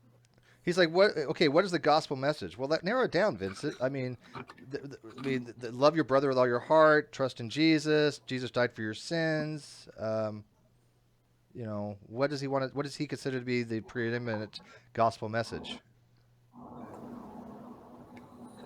And that's the point. For him, it's as long as he understands that he's the elect, then that's it. But I'm sorry, that's not the New Testament teaching. I'm saved, and everyone else is on their own, I guess. Yeah, I might just tell him listening. I don't want to really keep typing. Let me give him the Hangout link if he wants to listen in, but. Well, he could probably join. We have. Sure they can, but they won't. I don't know. When's Matt Slick supposed to come around? I don't know. Whenever I ask him, he'll forget anyways. Yeah, that's what's making me mad lately with him, because all these people that talk to him, it's like a second, third time they've talked to him, and he doesn't remember them. It kind of seems. Well, I have no expectation that Matt Slick will remember me. Yeah, But Vincent said there's only one. And Dreadnought. Vincent says there's only one gospel message, and I disagree. Jesus talked a lot about gospel messages. One gospel message. Like, there are several teachings that are, even from a secular point of view, have application in your daily life. So, anyways, I hope he's listening in, because the gospel messages. Look at Christ taught a lot of things. He taught to love your neighbor like your brother. Love God with all your heart. The golden rule kind of thing. The things for conditions for salvations. Believe that Jesus rose from the dead, that Jesus died on the cross for your sins, that Jesus, is the Son of God or God. I don't believe that one or the other is that critical. I don't take the position that I read in the Bible that you have to believe God is Trinity. I don't believe that you have to accept that Jesus is God. I believe that believing he's just the Son of God is just fine. And I don't think God is that petty to give a shit one way or another. I don't believe in a petty God, or I don't read into the Bible a petty God like that. And I think these people put their own conditions on what they think is required for salvation because they want to limit you to that particular group. And so, I think that when you have all these denominations, 44,000 denominations, they all have a piece of the pie. But I think if I had a look at the Bible, God looks down on a lot of people and say, you know what? Yeah, most of you got it kind of right, but I'm a loving God. I'm not going to chastise you because you didn't know Jesus was me or that he was my son. What petty-ass God would care that much to condemn somebody for eternity just because they didn't know the actual relationship when the Trinity has been confusing people for 2,000 freaking years? Well, with respect to what the Calvinists seek when they're conversing with people about Scripture, all that, I think my sister put it rather well, where she said that it was analogous to a woman asking, does this look good on me? They're not seeking an honest answer. They're seeking validation. Right. Yeah, what they said that makes sense. Yeah, yep, you're right. Right. I like So that. what does a Calvinist believe is the only gospel message? I don't Well, know, that's but actually a good I'm just question. going to retort to Doctor here and just point out that no matter what you say to that question, there is no right answer.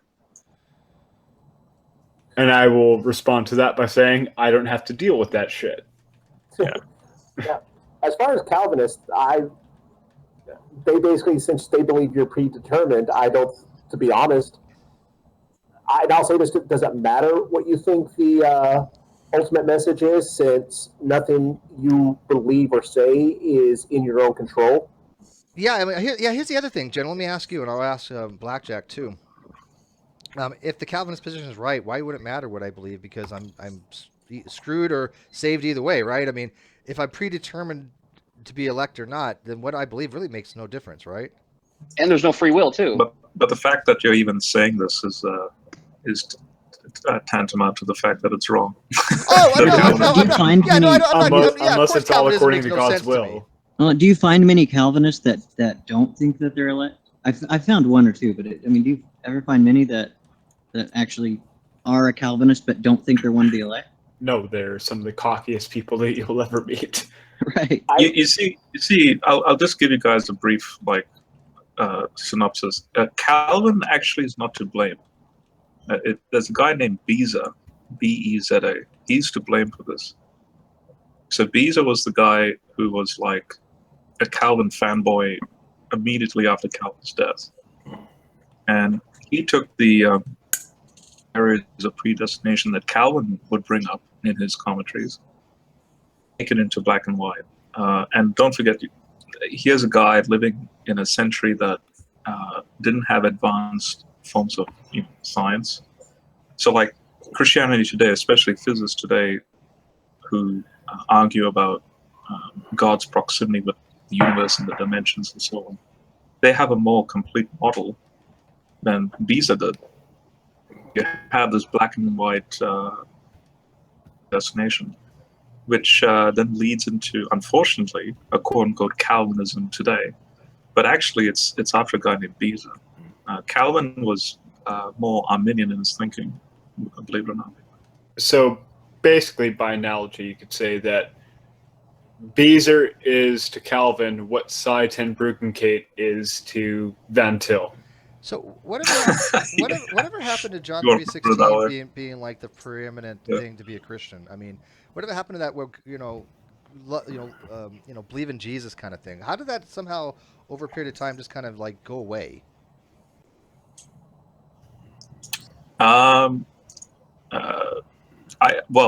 That actually wasn't the case until Darwinism, really. So for some reason, I don't know why, but the church started to become anti-intellectual. The church, the Dark Ages and so on, but the church was at the forefront of scholastic literature and science and all that. Obviously, then the movement into like, for example, when you look at Galileo, stuff like that. Yes, you had religious denominations and politics getting involved, but the theologians were actually at the forefront of advances in everything. But when Darwinism came on the scene, for some reason, you had the intellectuals of the day that were actually lapping it up. They were taking in Darwinian theory and so on, and fitting that with like a concordance approach with Genesis. But the intellectuals started to narrow, like funnel down to a subset group that only interacted with themselves. And the majority of the church were your typical fundamentalist. Then that started to grow.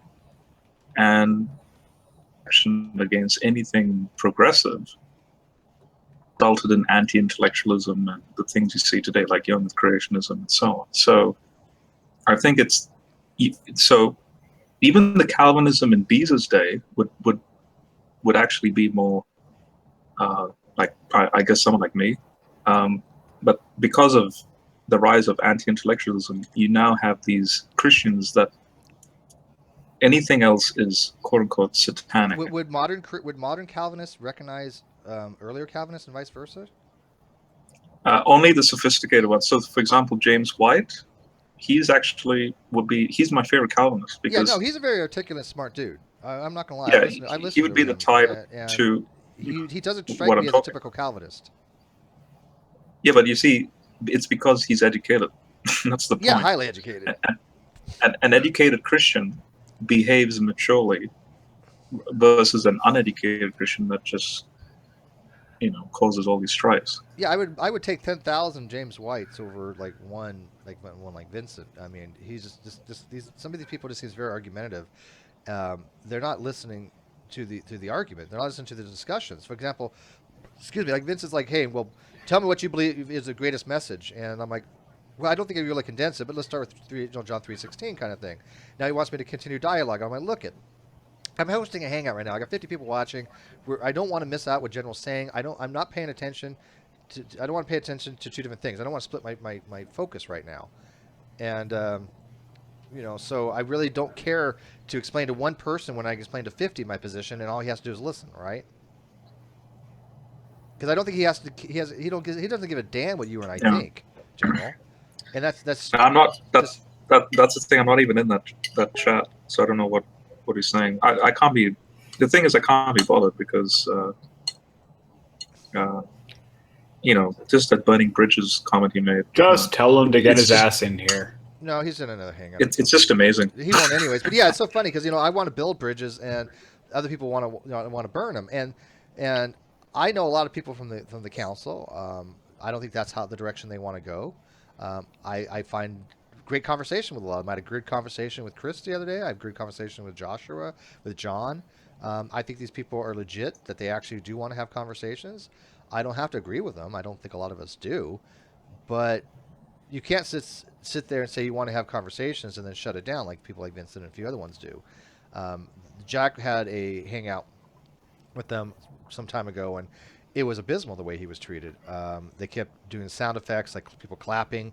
They kept over talking him. They weren't even listening to what he was saying, because he kept trying to tell them that they do not have an argument, and they don't understand that concept. And then it's kind of like Brandon Petruccio. He can't understand there's a difference between a model and an argument. An argument is a persuasive form to get somebody to see things your way, to agree with you, and there's different ways of persuading people, right? The Aristotelian method being to the ethos, the pathos, or the logos. And then there's a model, which is a construct, which represents the real world, whether it be mathematical, physical, whether it's conceptual.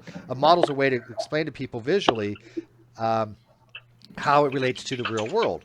You can use a model in an argument, but they're two separate things. I think that touches on a very general issue that you often find in the great debate community, which is people confuse having an argument with arguing with someone. Yeah. Well, they don't actually have an argument for their position. They can't actually present a series of propositions that would follow through to a conclusion that actually has explanatory power. Yeah, and argumentation isn't necessarily hostile. Argumentation is not hostile. We're all having argumentation here right now. Yeah. If John Calvin was alive today, guess what? He'd be an evolutionary. I wouldn't doubt it, actually. So he wouldn't be a true Christian, is what you're saying. According to them, Jesus wouldn't be a true Christian. According to them, Jesus himself could say, "Yeah, I created the entire world, but I created evolution too, and I created genetics, and you guys are just ignoring all the greatest things that I've done with chemistry and physics and genetics, and you're just limiting my power." And they would be, you know what? You're a heretic, Jesus. There's actually an old comic that I illustrated that, which was, it had all the gilded halls of the Vatican or these various different churches, and this man dressed in like shepherd's clothing, and it's clearly meant to be Jesus, and all these ministers and pastors and deacons and cardinals are looking at him and saying, "Oh, you're not welcome here," and turn him from the doors.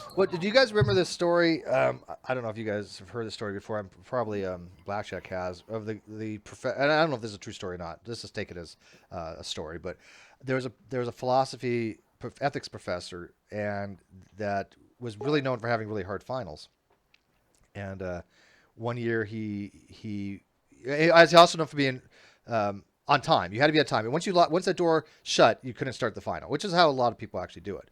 So he staged. He had this guy like outside that needed some help, like needed assistance with something, whether he needed food or needed money, something, and he was trying to get the student's attention as the student, would go to the class, and they just ignored the guy, right? And so that was part of his test. That did you fail the the moral efficacy of dealing with this person that needed help, right? Or the same thing where another version of the story. This is why I don't know if it's true, but another version of the story was that there was a Coke machine, and the Coke machine was dispensing free Pepsis or free sodas, and the students were taking advantage of that so when they went to class they would have some caffeine, and of course he failed all those people because they showed they didn't understand efficacy. And I mean, I'm sure they're anecdotal. YouTube videos like that. Yeah, but I mean, they make a point though. They make a point is that these are the same people that profess to be Christians. Yet I guarantee, if Christ came to their door, naked, asking for clothes and shelter, they'd be like, "Go fuck off." Right. So basically, yeah, basically, the story is like the country song "What If He's an Angel." These analogies are actually based on Matthew 25, where Jesus says, "These you've done it to me as well." So speaking about feeding, and if I was hungry but he didn't feed me, I was thirsty, he didn't give me drink. Well, that's how I look at these guys. That's why I can't really. They're like, oh well, we want you to listen to us and become a Christian. And I'm like, if that's the way it takes to be a Christian, then of course I'm not going to listen to their message. Right. And absolutely. I'm certainly not going to be a Calvinist. I think Calvinists are just absurdly wrong. See, well, I think they have a really closer view. A lot of their views match up with my views of whatchamacallit, not free will, but my mind's blank at the moment. Determinism. Sorry. Oh, determinism. A lot of views of determinism from God. If God existed, I think we would be in a deterministic type world, and he could be a big asshole. It's not a bad argument. I don't believe we live in a hard deterministic world, but I'm not a compatibilist either because that has issues as well. Yeah, I claim like this soft determinism. It's like compatible. I think that's most generally accepted, isn't it? Yeah. I mean, think about it though. The best way of describing it is it's just a mess. Compatibilism is this hard determinism with a twist. That's all it is. I actually made an argument the other day, Steve, that was why I think we have free will. And I'll have to find it's a long hangout, but I have to find that clip for you. I started explaining things about it. Part of our mind makes up a story for what's going on. Yeah, no. I mean, there are arguments to be made that free will is illusionary. I get that. Well, this relied on like a split. Someone brought up that I didn't even think about it. A split brain thing where someone's mind is making up. You can actually see it in action. That someone's mind, the right hand will. You ask them if they want a soda, and the person will say, "Yeah, give me a soda." And while you're getting that soda, they pick up a cup of coffee and drink it. And you ask them why they drank the coffee. The other one side of their brain will come up with a story, an excuse for why they drink the coffee, even though they didn't decide to drink the coffee. Yeah, and also like the split brain thing. If you take a split brain and you could actually separate it into two different people, which one's the original? Mm-hmm. It's really neat. I had to find that clip for you because it was eye opening to me because it went complete. It was like evidence or a empirical way to see what I was actually. Yeah, see, these are difficult questions, and I am not an ontological naturalist. I've never been an ontological naturalist. I am a methodological naturalist, and I think these are very interesting questions, and we may not know the answers to. Right. I don't have a segue for this, but in a minute, can I ask you something about ID? Yeah. Okay, go ahead, Lance, with what you're saying. I'll bring it up after. Oh, I was just going to say that I have a really cool link that you guys reminded me of. So I'm just going to throw it in the chat if you guys want to have a look at it. It's just different cases of arguments against free will, and I found it very interesting. So maybe you guys will find it interesting too. Yeah, right on. Sure. Yeah, I have. JD Kane posted this the other day. I'll screen share it as well as put it in the side there so you see what I'm saying. Because they were saying they had problems with this argument. I have a couple quibbles over just semantic stuff. The case against free will? No, this has to do with ID. Oh, okay. Okay, this is the other one. Okay, if you have more to say on the other. Well, no, I'm going to bookmark this and look this over later because this is actually, this kind of has a summation of, the things like the problem. Just quickly, since That's Steve knows Norman. What's that? Just quickly, since Steve knows Norman Wildberger, the mathematician of Melbourne. Well, I don't know him personally, but I definitely know of him. Sure. Yeah, I meant that. He's actually written on the topic of free will. So if you want me to give you his paper, it's pretty interesting. Yeah, sure. I mean, again, I think it's a convoluted hot mess. He says free will is an illusion. Yeah, no, and So, I get that, but the whole concept of free will is a fucking hot mess. It really is. But it's kind of like the same thing, like, like reality being like a hologram, right? Everything's a hologram. That there's some validity to that, but the reality is it doesn't matter to us. It exists, but it's on a macroscopic level. It doesn't matter whether we're a hologram or not. And we probably are. He's also written on intelligent design. So I'll put both of the articles in the side chat. But that's not a supernaturalistic claim, by the way. People think, oh, the holographic principle is something supernatural. No, it's a very grounded physical thing, and it's about information theory. It doesn't mean that we don't exist, but if you think about it, what is matter? Energy. Yeah, it's condensed energy. Just vibrating energy or whatever. And where's the information stored? It's stored on the observable event horizon of the universe. So we are literally encoded on the event or the cosmic horizon. And that's how it would be on any system. Information is encoded on the surface area of the system. That's how it works in information theory. Yeah, my only problem with that is a lot of people equivocate information to mean whatever it is they want information to mean. Oh, ain't that the truth? Information only comes from my mind. Oh, bullshit. Well, that's why with this intelligent design argument, I have a couple quibbles over the words, but I get the intent of the words. Oh, this is okay. This is okay. But again, Brandon doesn't understand the difference between an argument and a model. This is the argument. Okay, that's fine. But he said he actually had a model. But what's his argument? Let's go over it here. Yeah, see, because I agree. Doctor says this argument's invalid, but I think I agree with it. I don't think the conclusion to this argument is that the universe is intelligently designed or that rocks are intelligently designed. I think this is an abductive argument. How if you came across a planet that had a painting on it with a signature, or an iPod sitting on a planet, or a 57 Chevy, how you could use abduction to say that this thing was intelligently designed. Hey, Thaddeus, one quick. Sorry. Even if you're using abduction, one sec, Thaddeus. I just actually hit decline on you. I didn't mean to. I meant to hit accept. Can you come in another account, Thaddeus? Sorry, my bad. But no, and I'll read let me read the argument. The problem is Xbox, the problem is we can't actually use abduction with this argument. But Xbox, the difference is for an abductive argument like that, we have precedent. We have other things to compare it to by which we can make a standard reference to say, yeah, we've seen things like this before, art produced by humans. We've seen things like this, like electronics. We can make an inference that, okay, here's a resistor. Like, for example, I had a hangout before. What would alien electronics look like? And I thought it would be a brilliant. That's why I said I find something that you know about on another planet. Yeah, but alien electronics has to follow certain things, right? There's nothing like physically or logically impossible about a painting arising on a planet naturally that has brushstrokes and a signature. Oh yeah, no, it is. No, I disagree. I disagree. I believe. Hold on, but if we came across this planet that was barren, but we just saw paintings on there, you could use an abductive argument like this to say that these things were intelligently designed. Right, because we have precedent. But right. That's what, because we know people make paintings and they look like this. I don't believe in this. Over an infinite amount of time, certain things can happen because we know that may not be the case. Just like the whole thing with pi, is it normalized? Is it such that does these complete work of Shakespeare exist in the number pi? Well, no, it doesn't. I don't think. It depends on if it's a normal number or not. It's called, and I believe that is a normal number, and so. Well, that in itself is nonsensical because you're putting an intelligently created thing, trying to find random distribution in the pi numbers. Yeah, we're never going to see the Mona Lisa on another planet. I don't think we'd. If we could search for an infinite amount of planets, we're never going to. Here's my point, though.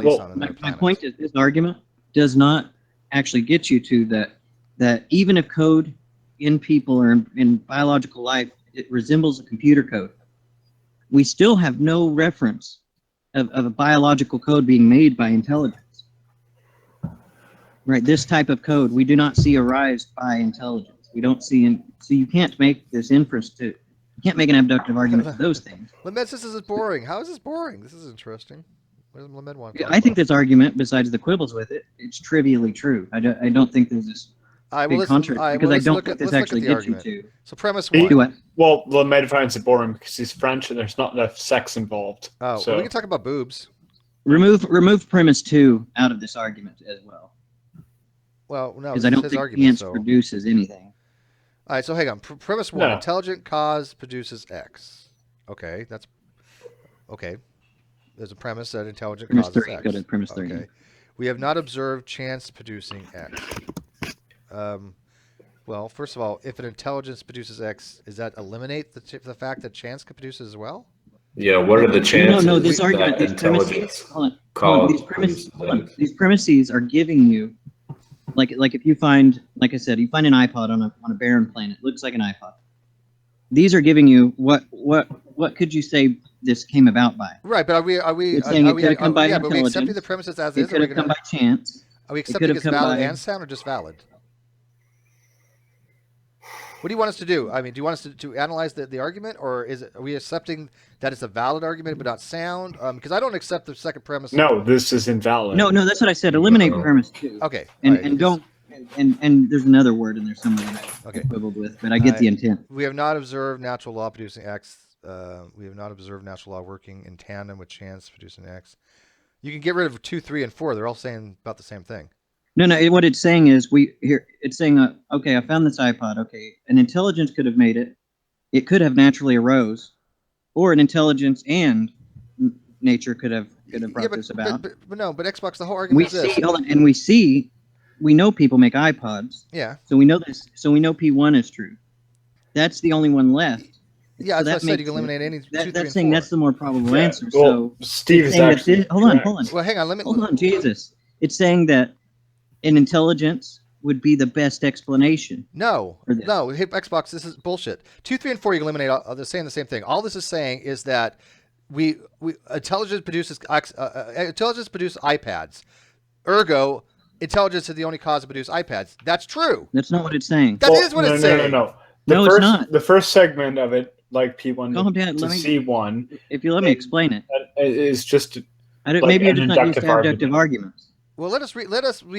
Before you explain it, let's read it first and kind of look into it. But look at it through an abductive lens. This is abduction. This is not induction or deduction. Abduction is the best possible explanation. Well, P1 through C1 is inductive, but in turn you take the conclusion of the inductive argument to make an abductive one. This is inference to the best explanation. Given prior that's what C2 is the best explanation, but C1 is just an inductive inference. Yeah, there's no to the best explanation of C1. Of course, that is just by pure of course, deduction. that's how you get to which one is the best explanation. But that's not abductive in C1. That's inductive. The premises can be inductive. No. C1 is an inductive result from the premise. Yeah, there's nothing wrong with that. What's abductive about it? No. There's nothing wrong with C1 being inductive. I didn't say provided it was, but it is inductive. As long as you get to C2, which is abductive. Okay, so that's fine. So let's move on. Here, all the arguments is saying is, if, like I said, if I'll use the iPad. If I come across a planet, it's barren, and I see an iPad, it's saying that, well, I know intelligence makes these things. We've never seen nature make these things.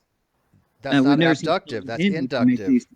So my inference to the best explanation is going to be intelligent. I don't think that's abductive. You're inductively saying that is abductive. No, because we've only if you say you've only seen this, that's the only possible explanation. You're not making an abductive argument. You're making actually more of a deductive because you're saying only this, therefore only this can do it.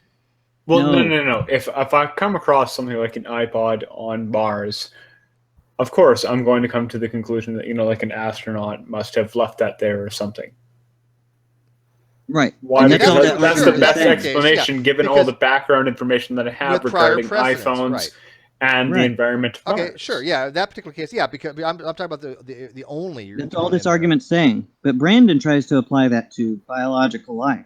Yeah, well, that's where his mistake is. All right, so let's go on to the next thing. But I'm trying to get people to quit quibbling over this argument, because this argument to me is true. Just like you say, you find an iPad on Mars, even if that thing naturally arose, because it's not impossible that it did. Yes, it is. Even though it's not logically impossible. It's not logically or physically impossible. It is physically. Yeah, I disagree though. Again, it goes with the normalization thing. It's not logically impossible, but it's There's certain It's not things, a possible period. Like I'm saying, it's not physically impossible. It doesn't matter though to the argument. It's your All right, inference to the all right, best fine, explanation. okay, fine, would moving still on. be your inference to the best explanation would still be this was made by Sure. an intelligence. Yes, because we have Or prior something precedent with to base intelligence. upon. Sorry. All right, we agree. And so that's all the argument's All right, saying. so But can when we you move try on to to apply P5? it to biological life, All right, hang we on. don't see. We don't have the background information of. Let's move on to P5. We observe X. C2. It is more probable that intelligent cause produced X than a chance or natural law produced it. Okay, so all he's actually saying here, correct me if I'm wrong, but it just seems to be saying that if we've seen intelligence do this before, and we've seen the object, we can objectively say that object was probably produced by intelligence. Well, Right. via induction, like if we accept our inductive inference to be correct, But- you could say that the best explanation for that would be that it was Sure, but produced by here's my intelligence. But I think the main gripe, the main gripe I have at least, is with P4, which is we have not observed natural law working in tandem with chance. What the hell does that even mean? I don't know, but that's I think is really poorly worded. But here's my argument that I used, and the same thing I had in my argument with Ronnie. We've never seen something produce a natural system. Biology is a natural system, Apart from nature, right? So you cannot say we've seen we've never seen something create ATP synthase out of nothing. Right, we've seen computer code, right? We've seen people make code on computer code is computers. computer code. Yeah. That's not biology. Right, and just because biological life resembles that, let's say it's an identical code in the biology, but we have still never seen an intelligence create a biological computer code. Correct. Well, yeah, we've also another That's objection that you could levy against this would be that the only intelligent agents that we've ever seen producing anything like this would be human minds, whereas Brandon is positing something that is entirely qualitatively different from a human mind. Yeah, and that's right. the argument you should we've put used human before, too. intelligence But in P1. the key difference is very simple. Why don't people ask these people? Forget the motor, turbine, things like that. Forget those arguments, right? If intelligent design is true, then the intelligent designer, he's the one that created the laws of physics. He's the one that created the rules of the universe to be the way they are.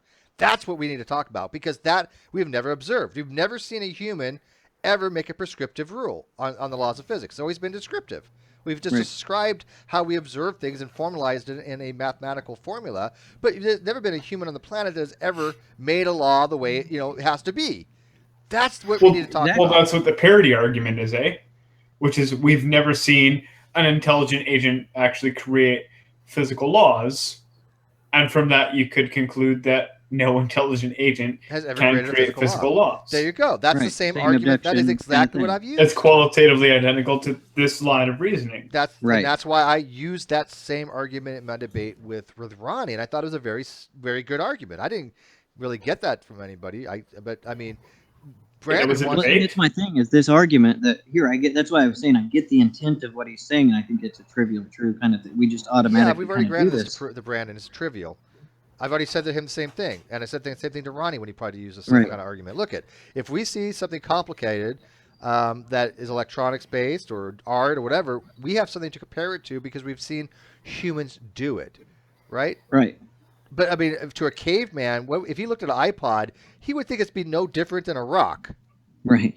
Right. This is why I was trying to get people not to knee jerk at this argument, and then rather hit him where he's trying to apply it to, or anyone. Right. It tries to apply that to biological life or the laws of physics. What would a caveman think of an iPod? He wouldn't fucking know anything about. He wouldn't have anything to compare it to. He would think it's natural. He would have limited understanding. I don't know. I taught my grandpa when he was 9 years old how to use the internet, and the first thing he did was look up porn on it. I'm pretty sure that I could teach a Neanderthal. Neanderthal, first thing they look up is Neanderthal porn. You know what? I'm sure there's a market for it. Neanderthal porn. I'm terrified to Google that, have imagination. but I'm totally going to.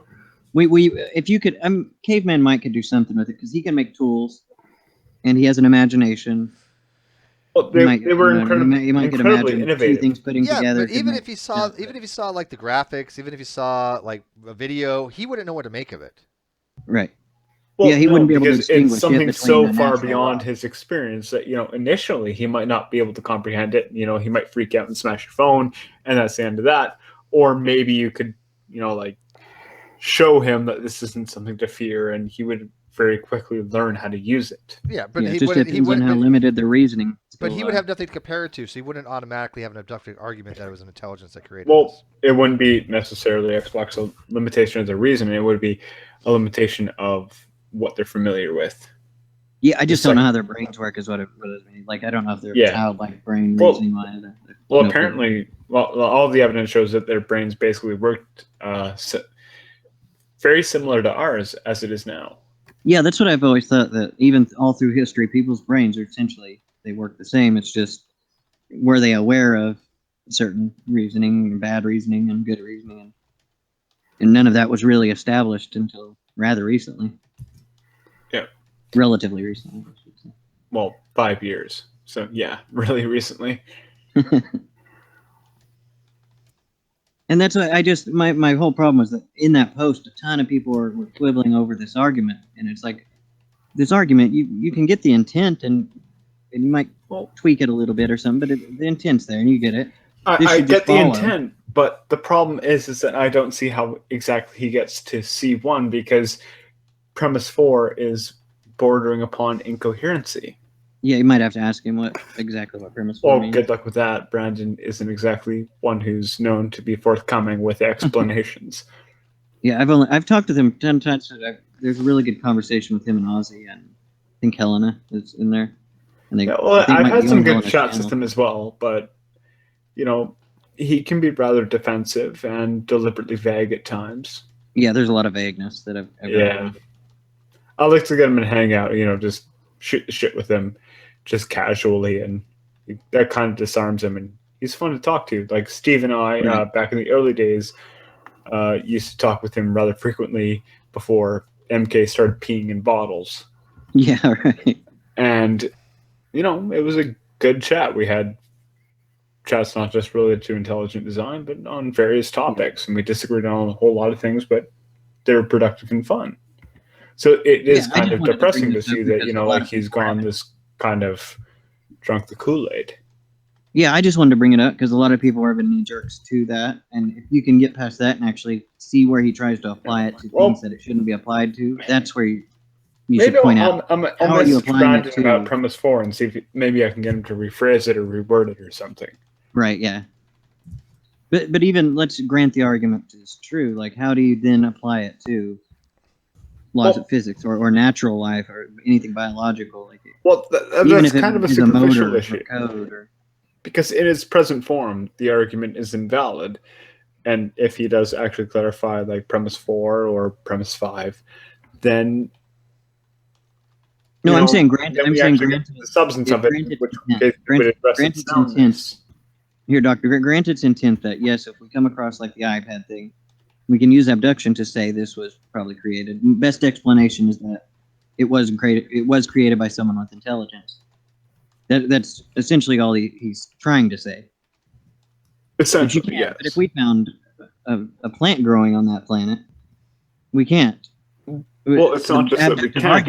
It would be that we wouldn't. Designed or instead of intelligently designed. Well, it's just that we habitually wouldn't attribute it to design. Well, I go telenomocrat. Like I say there's natural design or intelligent design. Well, yeah, like I go telenomocrat as well, but I don't ought to say that, there's design. I said there's, apparent function or something like that. Yeah, that's what I mean by natural design. Yeah.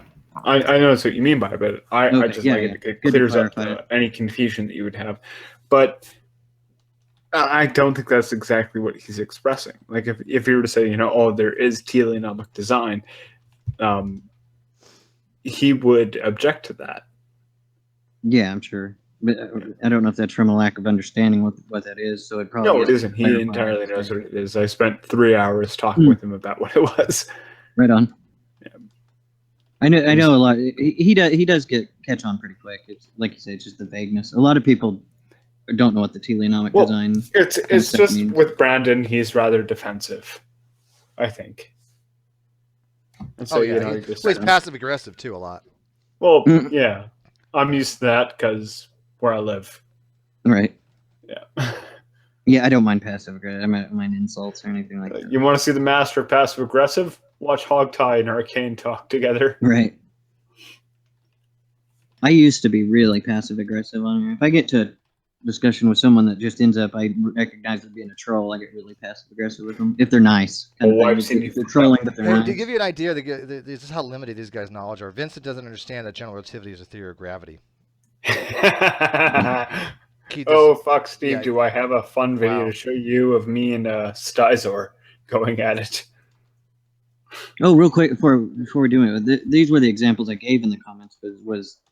I think this first one came up from lyrics that was in here earlier. Was if I showed you two pieces of gold, one I created with a reactor and all that junk, and the other one I dug up. I put them in order. Which one was intelligently designed? Which one was naturally designed? You couldn't do it, but using abduction, you would say that they were both natural, right? Yeah. You wouldn't say, just looking at them, you wouldn't conclude that one was intelligently designed. And then the same goes for the painting. If I had grounds to trust you, I'd probably just take a stab in the dark. You're right. You would be wrong, right? But an inference to the best explanation is not about being right or wrong. An inference to the best explanation is about what's more reasonable to believe about the evidence you have. And I think that's the only answer we ever get. Prior knowledge again. Anyways, right. Yeah, that's how you get your probability. Yeah. And by the way, rational mind has a really. But I think all we have. Would you agree with that, Steve? Because I think you on the agnostic side is that all we can come to is what's reasonable to believe about things. Sure. Well, I don't know if some people go further and say no, we can have actual truth and we can have certitude about things. Well, I'd say that we could apprehend truth, but I don't think we could have certitude about it. Which it would basically be certainty plus truth. I don't think that epistemic certainty is actually attainable, even with respect to our own existence. I think that's why I'm an epistemic solipsist, because I think that's the only thing we can actually have certitude about. Because I think it's nonsense to say I exist in a world where I don't actually exist. Yeah. Well, I just like to quote Gary Edwards with respect to that, which is philosophy will fuck up your shit. Right. Yeah. I think Alex Malpass actually mentioned that recently in a post where he said that someone had objected to a paper that Peter Singer had written on whether or not rape was wrong in all circumstances, and he was addressing it from an assumption that morality was based on harms and benefits kind of thing. Like he was addressing it from a utilitarian perspective. And he presents a scenario where the individual is not harmed at all, albeit they cannot consent. And this is entirely from an act utilitarian perspective. And yeah, when you assess it from that perspective, no, rape isn't wrong in all circumstances. So either act utilitarianism is ultimately false, or there's something wrong with the argument. Well, that's assuming that rape is actually going to be a wrong. I'd like to have people miss that point, which flew off the handle on him and saying like, "Oh my God, he's advocating rape." And Alex Malpass chimed in with it, and he said, "Look, in philosophy, you do deal with these difficult issues. You do challenge yourself." And says, "I often say things that I myself may disagree with. I just happen to say them and then immediately start second questioning them." Right. Because philosophy makes you question everything. Hey, Doc, exactly. That's what a skeptic should do. Hey, guys. So Vince is one of those guys that posits God can do illogical things. Which okay, fuck him. Nope, he's done. Well, so God can exist and not exist. I just told him that if God can do illogical things, then he cannot exist in any possible modal. Are you sure Vincent isn't Kyle? Well, hang on. If God can do illogical things, he cannot by definition exist in any possible world, because possible worlds only allow for logical things. So I told. Yeah, that's true. There's no well there. Well, there's no logic. Well, no, there is a well because there is a view which includes logically impossible. I'm not talking about paraconsistent logic. Yeah. Don't go there. Yeah, you're not talking about true contradiction. We all know what we mean by possible world. Welcome to that nightmare. Yeah. we're talking about multiple. Yeah, I think that modal view is realities. fucked. I think So, that view is this is a fundamentally modal view. flawed. But here's the thing: Matt Slick would agree with me 100% on this, and I'm telling him, Vincent, go look. You know. Oh my God, Steve! Yeah, you have an absurdity in your worldview if you think God can do it. Steve, what you ought to do is arrange a debate between Vincent and Matt Slick on your channel as to whether or not God could do the logically impossible. Do it for a charity of either of their choosing. That's one of the I've argued with people with that view, and it leads to absurdity in your worldview if that's what you think can exist. If you think something illogical can exist, then you've led your worldview to absurdity. Well, it can and it can't. It depends on. Well, as I say, I disregard the whole true contradiction bullshit. I think that I don't agree with it at all, unless someone can explain to me in a more coherent way than I understand the position. Well, I think the position is bullshit. I'm a bit partial to dialectism, but like paraconsistent logic, yeah, I just reject that outright. Yeah, that's what I'm saying. Reject all that stuff. If that's all rejected, but I guess if you take an illogical God, then you might accept all that shit too. Yeah. You'd almost have to accept paraconsistent logic to have a God that can do illogical things. No, you just have to throw logic out the window because paraconsistent logic doesn't commit itself to the principle of explosion. It's one of the key defining features of it is that there can be contradictions within certain circumstances. Yeah, it's not saying that all contradictions exist. Yeah, it's not saying that like I could be myself and not myself. It's not saying that. It's not metaphysical claims. It's particularly typically limited to propositional claims.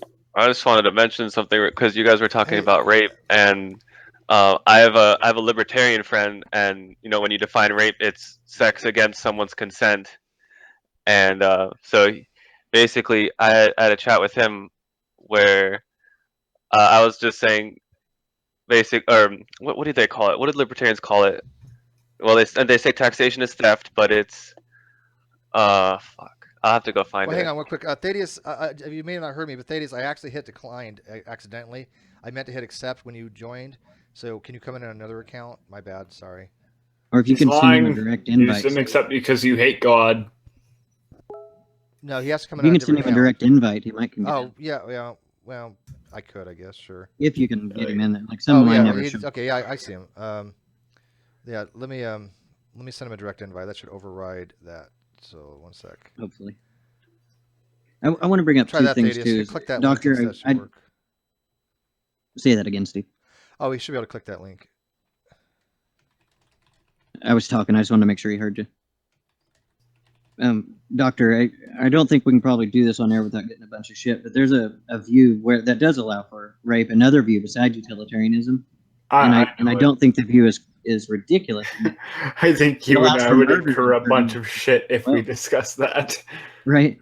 Yeah. So maybe we'll discuss that. Well, the other thing I think both you and I have incurred a whole bunch of shit for asking whether or not slavery was intrinsically wrong. Yeah, that's the other thing I wanted to bring up with slavery. It's a good segue. There's in the community about it always gets brought back to what you think owning another individual. No one ever gives an argument of why owning an individual's property is bad or immoral. I want to hear that argument.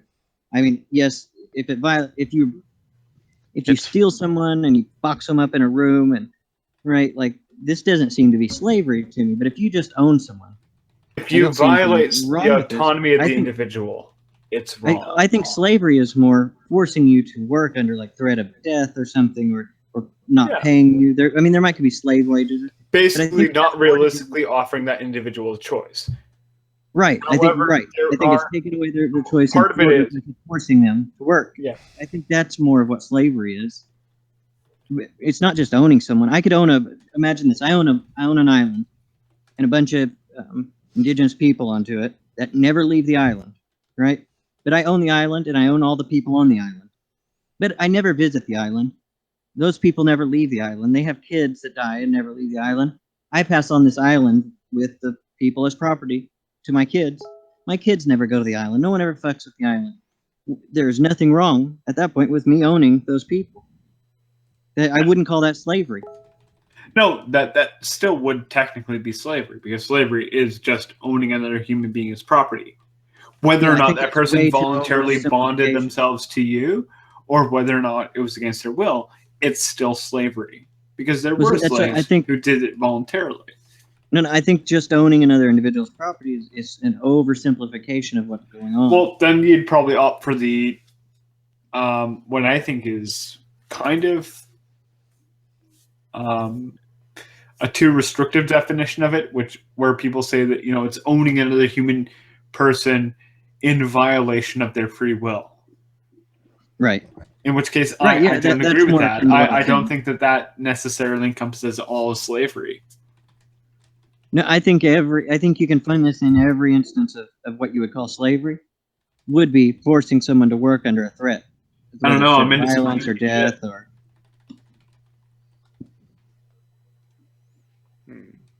Right, but like no, there are instances where people aren't under threat of death. But if I own, like, I don't see the owning part being a problem. It's when someone goes and takes away your choice and causes you to live a certain way, work a certain way, maybe get wages, maybe not. Like, that's where the moral objection comes in. With regards to slavery, is that it is in violation of another individual's free will. That the respect of another individual, or at least the respect of another rational agent's autonomy, is something that we value as a moral principle, that we ought to not violate this thing because we recognize that we would not appreciate it being violated with us. Yeah, that's why I say slavery is wrong, because it violates your self-autonomy. And I take self-autonomy to be a natural right that people have. But under that, right? But exactly what you call it, if somebody voluntarily bonded themselves in servitude for life to be inherited by children, hold on, let me finish entirely of their own free accord. But let me finish my view on it. Right, like I say, it's violating self-autonomy, but just owning someone as property is not a violation of their self-autonomy. No, just that alone isn't a violation of autonomy. Yeah, okay, that's the only point I was trying to. I think saying just owning someone as property is immoral. I don't think there's an argument necessarily for that. No, well, you could say that owning another human being is immoral as an argument. You can present arguments in favor of that. But to say that owning another human being is intrinsically immoral, there's no argument for that. Right. Yeah, and that's what. Yeah, I agree. So I pulled up the definition, and that might help find more ground that we can agree on. Slavery was, or a slave is a person who is the legal property of another and is forced to obey them. Do you guys like that definition a little better? Yeah. I'm fine with that. That encompasses, I think, both what we're saying. Yeah. Because I don't think, just like I said, the one or the other definition alone is just a big oversimplification. No, well, I think I would agree with you entirely, Xbox. I think we've actually had this chat like 2 or 3 times now. Now that I think about it. Yeah, my memory's shot. Could somebody tell me the difference between my worldview and somebody, general relativity, how it changes in my worldview than a Calvinist worldview? Can anybody tell me the difference? Because it's relative. It's relative. That's basically, if you're talking with Vincent right now. Wow, he's just dense. This guy is not very bright. I can tell you right now. No, he's not dense. He's as thick as pig shit. Yeah, he is. Will he not come in the room? No, but he doesn't know. He doesn't understand argumentation. He doesn't even know how to formulate a proper structure. He's just all across the board. It's all about him. Well, you can't know this kind of stuff unless you believe in God, or how does that your worldview for God differs than mine. I'm like, how does that change that the equations work? No, did he Vincent not read is my of a one-track avatar? mind. That's all you have to know. Did he not read my avatar? You can't reason unless I exist. But I exist, and you can't reason unless I exist. And now we're locked in this ever weird scenario of rock, paper, scissors, back and forth. Right. Oh, I'm saying Vincent can't reason. He can't even ask the question about reason unless I exist, unless my mind exists. Eventually, I just got fed up with the presuppositionalists or the people who favor the transcendental argument and just turn it back on them and say that the only way that you can have intelligible experience or knowledge or objective morality or whatever you want to claim is necessity by God is if God does not exist. Right. Nice. I just get fed up Refuted. with that, and I just trolled him at that point. What's up, Lance? I said, damn, refuted. I saw a great explanation of the problem with the brain in a vat theory, because let's say you were a brain in a vat and you knew that you were a brain in a vat. Anyone who was looking at you, being consciously aware of the meta world around you, other than what you're directly experiencing, would still call you crazy, because the world that you're in is designed such that you're supposed to believe that you exist in the world. Right. No, I make that argument from a dream standpoint. I say if in a dream, if you were to say, imagine you're in a dream right now, you're like, I want to wake up. I think I'm in a dream, and I jump off a cliff to wake up. Anybody in that dream, right, looking at you, would call you fucking crazy. Sorry for dogs. Really? Because it sounds like a very large dream, rat. You're supposed to actually think it's the real world, like you think you're experiencing what you experience. What is it? If I step into your worldview, that's eisegesis, right? Is it? No. It's Xbox Jesus. It's called an internal critique. Internal critique. There you go. Sorry. I already have one follower in my religion here. It's Tom Tom. Whenever he's around. I'll join, bro. You got. Oh, right on. He'll be happy that we got another beer and convert. ass in your religion? Do what? You got beer and ass in your religion? Absolutely. And you laughed at me when I suggested that we get you a talk show. Now apparently you have your own religion going. You skipped I was step one preaching and one day two. about. I was preaching one day about my view, and then Tom's like, "I'm converted." Yeah. I wrote a really bad joke like for my Dr. stand-up. He's like a high priestess now. High priest. Is that what it is? I wrote a really bad joke for my stand-up one night about the existence of super God, and super Satan's after God, but super God's got God's back, so he never lets super Satan like kill him permanently. It was like it was a whole mess, but it was a fun idea. Oh, that's not a bad joke. Here's a bad joke. Where does Jesus mention homosexuality in the Gospels? I don't know where. 3 times he says, "Satan, get behind me." Oh, speaking of which, did you see Pence's tweet? It's like, the best thing for the inside of a man is the outside of a horse. Yes. So you can have sex with that horse. Did you see the responses to that tweet where people were sending him links to the Mr. Hands video? Oh shit. No, I don't. I did not, and I'm glad I did not.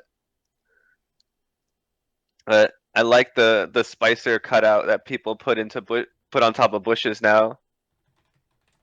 Like back when Bush was in office, people would print out little flags and stick it in piles of dog shit to represent Bush's achievements. And now for Spencer, it's Spencer, right? Trump. No, the spokesman, the retard. The one who does the press briefings. But a Spicer, that was it. Spicer, basically, he was found like after the day that Trump fired Comey. People saw him. Everyone wanted to ask him questions, and the reporters caught him trying to hide in some bushes to avoid asking questions or getting questions. Well, he didn't want to be on camera. He was willing to answer the questions, but he couldn't. Yeah, it's like him and Kellyanne. They have the world's toughest job right now. Makes me so happy that I don't live in America. Yeah. Well, I'll take my metrosexual prime minister over your aging orange any day. Are you in? You live in Canada? Yep. Nice, man. I have family up there. I go and visit. I speak French decently well. You don't need to. I know. No. Like every other Canadian probably takes French up until the 9th grade, and then they drop it. Like I'm fluent. I have my fluent diploma in it. Like I've lost a lot of the aspect of French, but I can still get by. If I went to France, I would be able to sound like I actually am not Une baguette, s'il te belonging. plaît. I would be able to carry a conversation such that I didn't sound like I had a care worker that was lost somewhere. I lost all my French in about 11th grade. I knew Belgian, so I knew Belgian with French. It was a little bit easy transition, but then I forgot that and Spanish. I've only hung on to a handful of phrases. What I'm tempted to is when Dragnaut comes up to Canada, apparently he wants to come up and he wants to go and see Bonhomme during the French Winter Festival in Quebec. I'm tempted to find out when he's coming and just, like, come and say hello to it, just so I can hear him try to speak French to the local French Canadians and just watch them recoil in repulse at his pidgin French from Louisiana.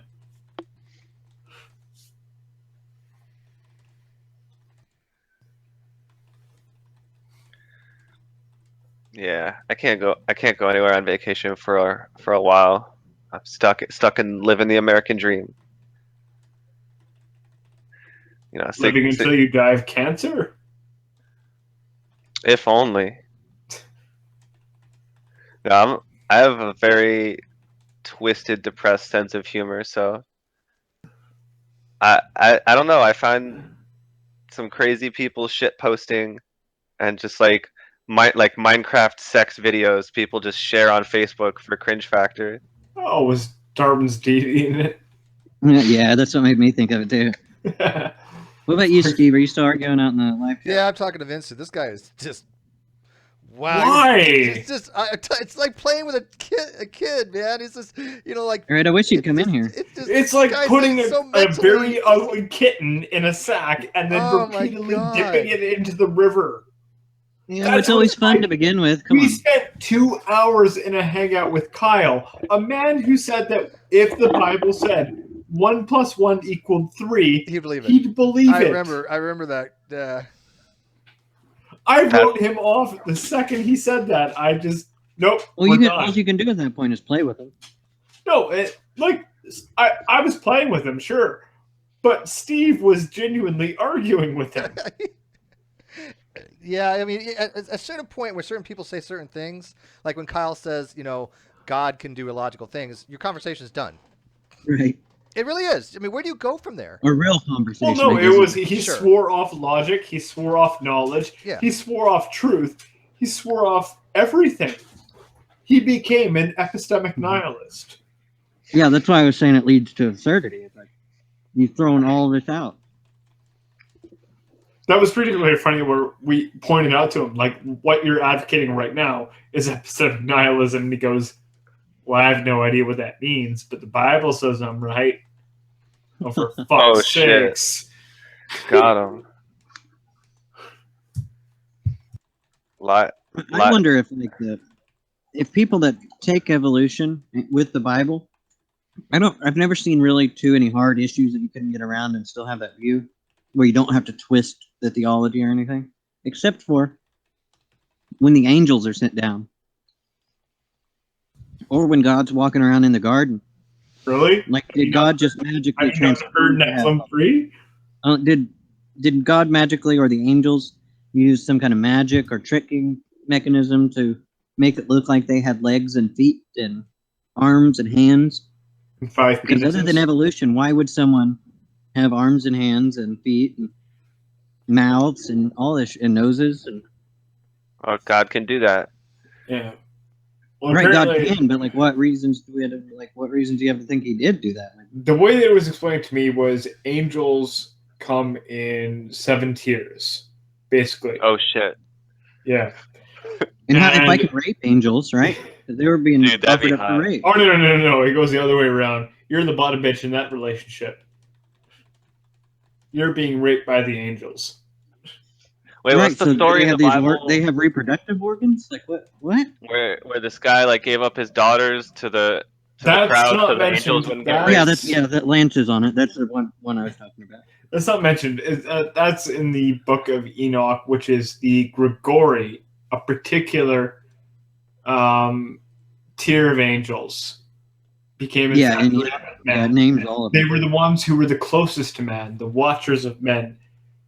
Came down and taught men magic, and they taught men the art of war and all these other various things, and yes, they were physically like men. Those were. The seraphim are not physically like men. They have 6 wings that cover each aspect of their body, like 2 wings to cover their face, 2 wings to cover their body, and 2 to cover their feet. And the reason for that is because they radiate with God's holy glory, and anyone who would look upon their body would just be incinerated. But if you take this view that evolution is okay with it, God could just make these things look like this, right? Then you're kind of stuck in this position of. Hey, I got to ask my audience a question. He says this is a nonsensical question, so let me ask you guys in the No, audience. no, please. I want to know, how does gravity in your worldview differ than giving results than gravity in my worldview? So if we were talking like, look, if I wanted to calculate the orbit of a planet, or I'm calculating something like a black hole or whatever, and I've used general relativity or theory of gravity, and I get a result, how does his worldview get a different result than mine? Well, what's his worldview? Or how does it come to get the same result, even? Like, what method does he use? His particular worldview, because if he's a flat earth. Hold on, like Steve can show his work, right? Steve can pull out a piece of paper and show his work of how he got to whatever he said. Location. Calvinism is entirely superficial to that. I don't understand why that even matters. Like, you either understand and accept general relativity, or you don't. Yeah.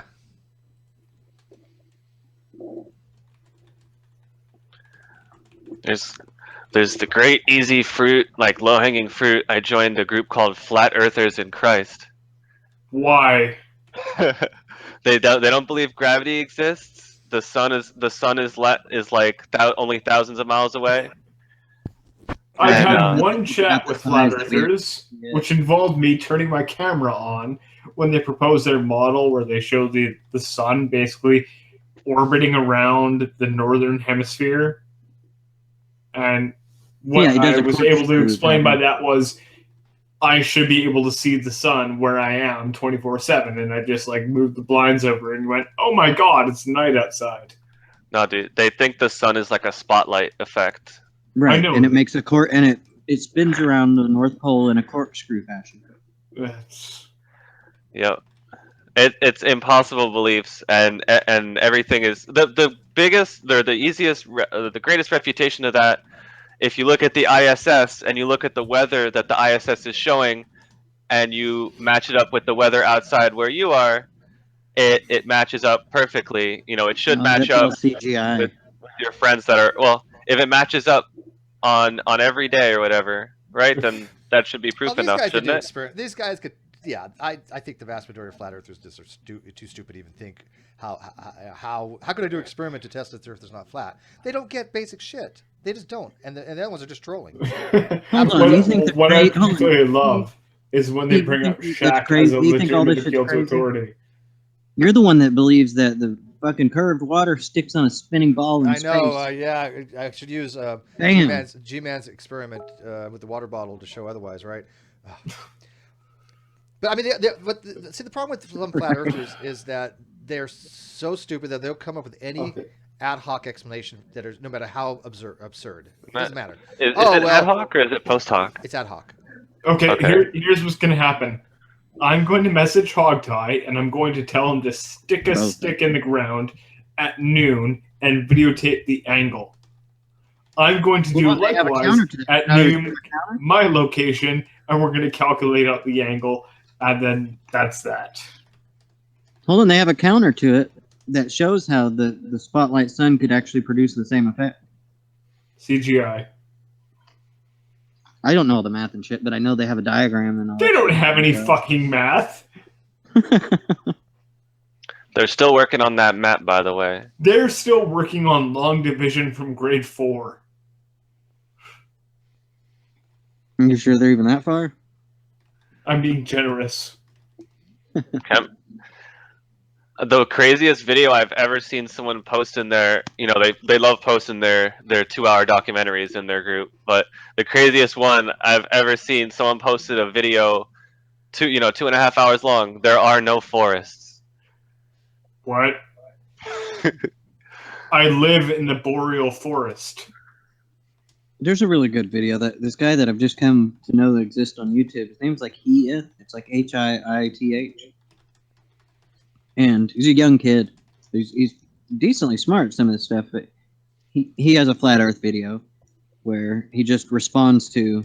He gives his view of why the Earth isn't flat and why it's actually round, and then he goes and just takes a handful of their arguments that he's commonly heard and destroys it. And one of them is about gravity and how they say gravity doesn't exist. It's density and buoyancy. Oh shit. Yeah. And he explains how if you don't have gravity, how would density make things fall to the ground rather than shoot up into the sky?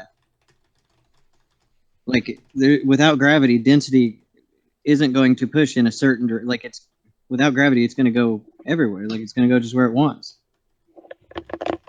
There's no reason behind just if it's density and buoyancy. There's no reason why things fall. The answer for gravity that they give too is magnets. There's no gravity, but there's magnets. Right? Yeah, biomagnetism. And How do they work? An ICP. This guy's name Hiith, though. It's like Hiith. Anyone wants to check out? He seems like a really, really cool kid. I wish he would come into Hangouts, but I think all he does is videos. Kind of an awkward kind of guy, but his videos are kind of cool. He attacks creationism and evolution, and all kinds of Bible stuff. I don't know. Really cool. I don't get into the scriptural stuff rarely, but his stuff listening to it was kind of cool.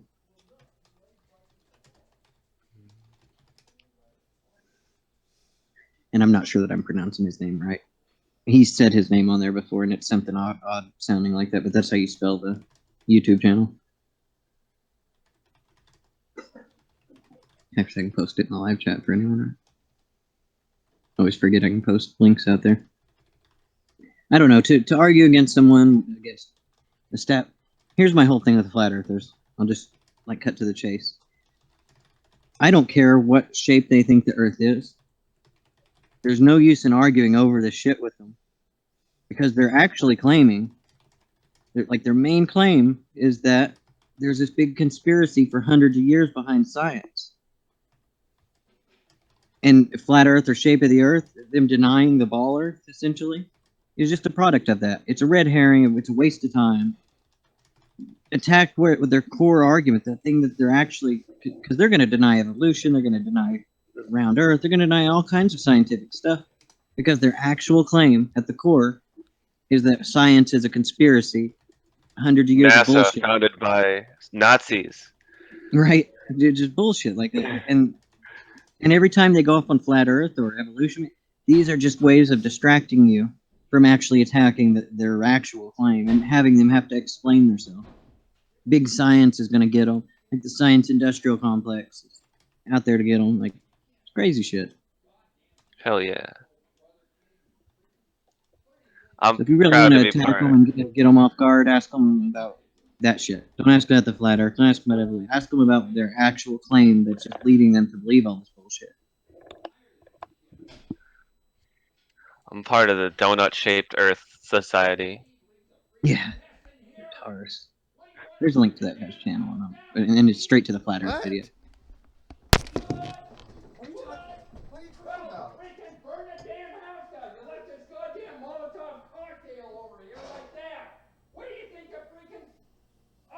Who are you yelling at, Steve?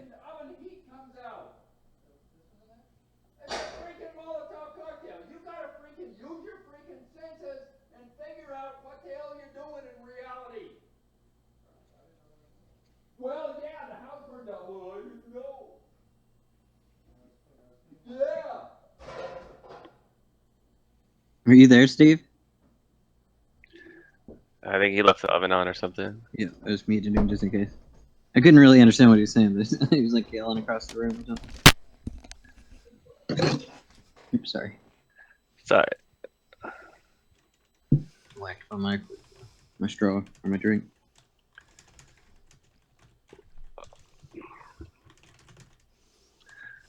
Was that Steve yelling at somebody, or Steve getting yelled at? Yeah, I don't know. I think he was yelling at, getting yelled at. I heard him yell back. What I heard is something about leaving the stove on or something, and they got Right. Molotov cocktail. We're gonna burn the house down. Typical parent type shit. No, my hopes I hope people that take on the flat Earth actually make them establish their claim that science is a conspiracy or that science is bullshit.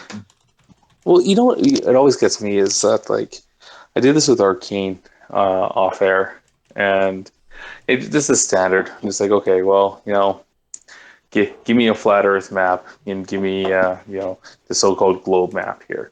All right, let's calculate distances. Let's do the standard flight between Santiago, Chile, and New Auckland, New Zealand. Okay, on a flat Earth map, how far away is that? Do you have a flat Earth map with distances? And you have to first get that out of them. And it's like finally you get a flat Earth map that has like a little scale so you can actually measure it. And you're going to get about the same thing, and it's going to be 17,000 kilometers or 17,000 miles. And then you're like, okay, well, now we have a flight there because you can go online and you can book this through a bunch of different airlines. How long does it take for that flight to fly there? Anywhere between 11 hours and 5 minutes and 11 hours and 30 minutes. Okay, so 17,000 miles, calculate that by 11 or 11 and a half hours, and what do you get for a speed? Approximately 1,500 miles per hour over Mach 2. Okay, what's the average flight of a passenger airliner? About 545 miles per hour, if they're at a good altitude and cruising. So, okay, what's the speed of an F-14 Tomcat? With full afterburners and everything, Mach 2. So, in order for you to cover that distance, you have to have a passenger airline covering the distance at the same rate that a F-14 Tomcat would at, absolute top speed, which, I mean, we know that a fighter jet can't do that for, extended periods of time, let alone 11 and a half hours. So who else are we going to drag into this conspiracy? Airlines? The what have airline airlines don't make that don't actually make that flight, or are we going to make the argument that the speed of a passenger airliner has been kept secret from us so that they can make this flight? Nobody's picked this up yet. Well, see, this is my contention. Like, what have you done if you proved to them that the Earth is round? Well, What have you done? This doesn't prove that the Earth is round. This doesn't prove anything yet. This is just asking, on their model, does this make sense? Does it make sense that the closer you get to the South Pole or the Antarctic wall that goes around the Earth, that we see these distances have to be spread out? That all of a sudden Australia becomes 3 times wider than it is in reality. Like, why? Does this not become even if you got them to say I'm wrong? Yeah, the contention is then that the flat Earth model doesn't work. Right, that's what I'm saying. Even if you get them to admit that, their core claim is that science itself is a conspiracy. Science itself has a issue. Yeah, that's and they don't ever defend that or tell you. They'll just tell you, well, these models are lying to you, and these people, but those aren't real arguments. Okay, no, you missed the point. Okay, like what I said was that first off was, okay, on a flat Earth this doesn't work. So who else are we going to drag into the conspiracy? That was the first thing that I asked. That's what I was saying. Okay, yeah. So we already know that NASA is involved in the conspiracy. Every single company that does, phone company or any company that has satellites that's rotating the Earth, they're all involved. Probably most of their employees. GPS companies, every single military in the world. Go into the past too, because those claim hundreds of years of it. Yeah, They'll go back to Aristotle's every single person that that works on a container ship or cargo ship that does any shipments in the southern hemisphere. Almost every single sailor throughout history that's ever used the sextant. Every single airline, every single person that designs and makes planes. Everybody, like by the time that you're done, Lancer. By the time that you're done, ruling out every single person that has their own reason for knowing that the world is round, you pretty much involve that this is a global conspiracy that takes a large chunk of the world's population.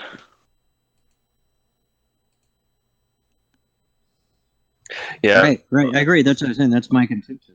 That's the argument that they can't make and they won't defend. So they give you red herrings like, well, the Earth is different shape, or evolution is a lie. Or, Well, actually, I see those. Yes, those are problems, but those are red herrings. You know what? You know what Arcane's response was for this?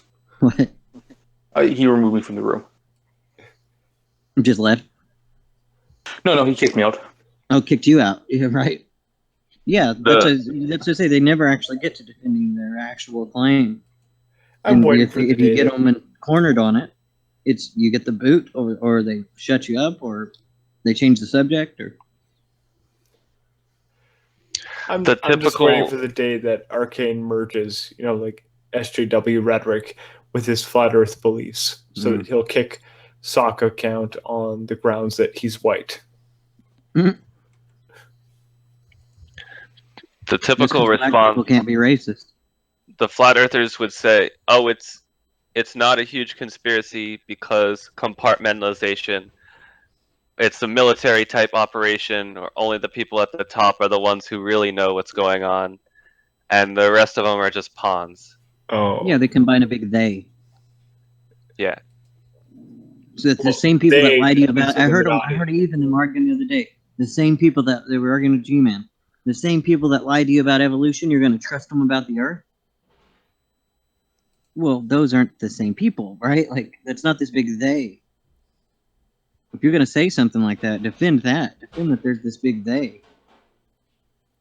Right. It's not really something that can be defended. It's one excuse after the other. Yeah, so let them. Fuck them. They can believe in the shape of the Earth is wrong, but I'm going to make them look ridiculous of trying to explain how science is a big conspiracy for hundreds of years, and like what Sokka said, millions of people in the now, and like it's indefensible. Big, ridiculous conspiracy. On a somewhat related note, do y'all enjoy Monty Python kind of humor? Absolutely. Yeah. Okay, I just linked there in the internal chat a link to a show called Mitchell and Webb, where they address the moon landing conspiracies, which also is related to flat earthers.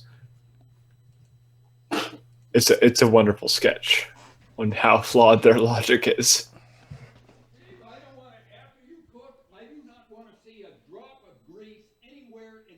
All right, I'll get some more lids. Yeah, that's where I've always got with some of my Arcane, especially Arcane. I've got there a few times. At the base of whether it's about denying false flags and denying all these shootings to Earthshape, to God, that's fine. All of these I'll get some lids. Stem if you argue with him enough and he doesn't just boot you. All right. It all stems down to a flaw, a mistake in his reasoning, and I've pointed it out hundreds of times where he does some fallacious reasoning, usually a genetic fallacy, or that he ends up believing all these conspiracies. If he would correct this reasoning at the base of everything, he wouldn't be off into all these conspiracies. But maybe it makes him feel special or things like he has some special knowledge. Hidden knowledge. Right. Well, flat earthers are like the perfect example of Poe's law. Like they're I don't even know. Like I tried to go through the other day, and they thought I was a flat earther. Like I tried to go through the list of like the flat earthers that we know in this community and be like, okay, which ones are real, which ones aren't. Now I know Pillbox isn't. Like he's not a real flat earther. He's not even a real anything. He's just a troll. We know that. That's pretty much well established. Do you think he's even Christian? Rand? Well, no, he's a real Christian. Okay. Maybe. Oh shit! You're playing Hearthstone too. Hell yeah. And then there's Rand Cam. He's a Poe. Absolutely. Again, he self-admitted he's come out and said that before. Yeah, but people like Eve Real, she's like, well, I've known Rand for 6 years. He's a true believer, and I'm like, no, he's not. Well, if anyone wants to, without knowing, because if anyone is attached to reality, it's Eve Real right now. No, if anyone wants to know without getting into her personal details, what's going on with her and why the flat Earth thing, watch Talking Shit Tuesday, where Hogtie kind of explains reasoning why he thinks that she's doing this. And I know that she's doing it because of these. So he's dead on when he was. I think he knows a little bit more and just didn't want to get into the personal details. No, I must have missed that one. I watched it, but I don't really still don't. You were in understand there, it. Steve. Yeah, no, I watched. messaged Yeah, I you was in about there it, and I I think, watched when it, he but did it. I don't really. I still don't know what his. I mean, I don't know what she's hopes to gain. It's the group, right? It's the group that wants her there and gives her that sense of feeling, and they're there for her, and it's this small group of people that have her back and things So they're like playing that. on her emotions to get her to believe something that's completely stupid. Right, right. But I have a understanding of that because I've been there a few times of where my depression and things like that have hit me so bad that these are things you hit rock bottom kind of thing, and these are things that can help uplift you. And I know you know what I mean, but I don't. It depends on if you get stuck in those beliefs or not. But Well, they don't you can think be people like helpful Rand for are? that. I mean, I mean, like I said, I get along with Rand, but don't you think he's kind of a despicable human being for preying on people Yeah, like Rand's this? kind of taking advantage of getting people like this because I think he wants the attention too, but also I think he has a profit thingy involved in it. He's always trying to start up businesses and things like that. So I think What he do you has think? some Why do you other think motives for do you think doing he makes money off flat Earth? it. I'd almost bet he does because he's always trying to buy websites and sell them and things like that. And when like flat Earth hits a peak, it's kind of like stocks kind of deal. He'll buy the flatearth.com, flat-earth.com, and things like that. And when people go to make these sites, he sells them. So he does have a financial investment in this.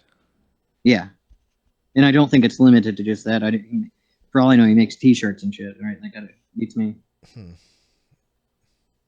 That actually seems like really profitable if you just make some really cool looking Earth is flat yo type T-shirts. Right. The curvature always rises to eye level, guy. Buck the system, man. Science is lying to you. Well, I'm telling NASA you, was all it's still started my by favorite. Nazis. Right. My favorite phrase is still the Ironically, stupid ball. Nazis and Think Jews. curved water sticks to a spinning ball. Like that's my favorite phrase out of all of them. Yeah, they neglect something called gravity. No, we were talking about that just a second ago. If you didn't hear it, they'll bring up density and buoyancy. But if you actually get into density and buoyancy, there's no reason that like shit falls down and not up. The only way that with density and buoyancy that things would fall towards the ground is because of gravity or something else, some other force. Yeah, they're really. I mean, the fact that they're trying to even relate these things is just mind-boggling. That obviously anybody who buys into this has never even ever taken a basic physics course. I mean, it's just so asininely stupid that it would only fool the really, really, really uneducated people. Yeah, because they're just going off intuition, right? If Yeah. you look at the ground, yes, it looks fucking flat, right? Like if you just look at it, intuition tells you, yeah, it's flat. And look, water doesn't curve. Water can't stick to the outside of a ball just spinning. Like, what? This is all just intuitive, right? Like, but you get some education behind you, and you know how bad your intuitions really are. Hey, Doc, to tell you just how bad this guy Vincent is, he's like asking me, show me a species with half a wing or a quarter wing. I'm like, you're you're an idiot. Oh, Yeah, that's almost as bad as a dog, non-dog. Yeah, the it really evolution of is. the feather is actually very interesting. The half feathers they use to keep their eggs warm, and I actually have a link for that if you Oh yeah, want. yeah. If No, you want I've to give actually that looked to into him. that. We had Alex Rubenstahl on the evolution of the feather. He was on, and it's very intricate. Different stages where the feathers have evolved from hair follicles. Yeah. Yeah, but there's no such thing as half a feather, and there's no such thing as half. Things are useful in their entirety. Species are fully formed. He's like, oh, that's just your weird thing. I'm like, no, all species that have ever lived are fully formed. There's no such thing as a half-formed species. It doesn't even make You don't sense. look for half a wing on like growing out. You look for something that previously started and had a wing, and then the next one had more wings. Well, like what happened? You had before feathers. You had hair, right? Feathers are specialized hairs, is what they are. Right, so you go like that. You find something that has hairs, and you find something that has these specialized hairs that make feathers. So, and then you see it have offspring that have more feathers, and then you end up with something that has a lot of feathers. You don't. That's the half feather. The half feather is something just having a few feathers, and then something having more feathers. Or less There less is no less specialized feather. I mean, there's different types of feathers out there over history, and Some feathers didn't have barbs. Some feathers didn't have, the quill shape. Some didn't have the hollow shaft. So there's different degrees of of the path feathers took, and you can actually look and see this. They call it A, they call it B, C, D, and then combination of them. But there's no such thing as half a feather. Some species didn't have half a heart or half an ear or half an eye. These are just gross misconceptions by these people. What does that mean? Are you reminiscing about your first conversation with Hunter and Slave for Christ? Oh, what does here, Steve? Quick, what was the evolution of the eye? It's similar, like to the feather, not in evolution, but I mean similar to the steps. What do you mean? Like there's not half an eye. Right. Yeah, exactly. Certain cells that are sensitive, and then you see the offspring of that have a little bit different kind of cells, and then to each organism, it was fully formed to itself. Some just worked better than others. We have a more developed eye, but octopi have more developed eye than us. And then millions of years ago, millions of years ago, some species had a less functional eye. Then back when they were flatworms, they just had some cells that were photosensitive. Dude, what are those shrimp, like rainbow shrimp or some shit like that? No, there's some kind of shrimp or creature, crustacean like that. Has big bulging eyes that can see in UV and shit like that, ultraviolet and R spectrum. Bombardier shrimp. Eyeballs actually can see 180 degrees, 360 degrees or something like that. That is the Bombardier shrimp, and I have a video of it running on a treadmill. They have some crazy ass big bulging eye things. Pretty badass. Oh, hell yeah. Yeah, and well, in like a million years from now, we'll have a species where it'll be like us, but we'll see infrared, ultraviolet. I don't know. Probably not, but whatever. Never know. Kind of thing. Never know. Depends on what happens to the environment and how good we are at controlling it. But the point is, these people's misconceptions are just so plentiful. Where do you even begin, right? So they're arguing against things that they know nothing about and thinking they're making, good arguments, and yet they're so bottom of the barrel. It's hard not to have a little pity for them.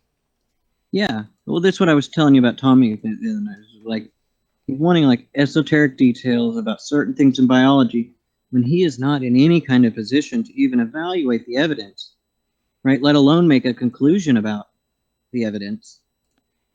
To go against what majority consensus of experts are saying in these fields, even if they're wrong, it's still always going to be the most reasonable thing to go with, unless you're pretty much an expert in that field.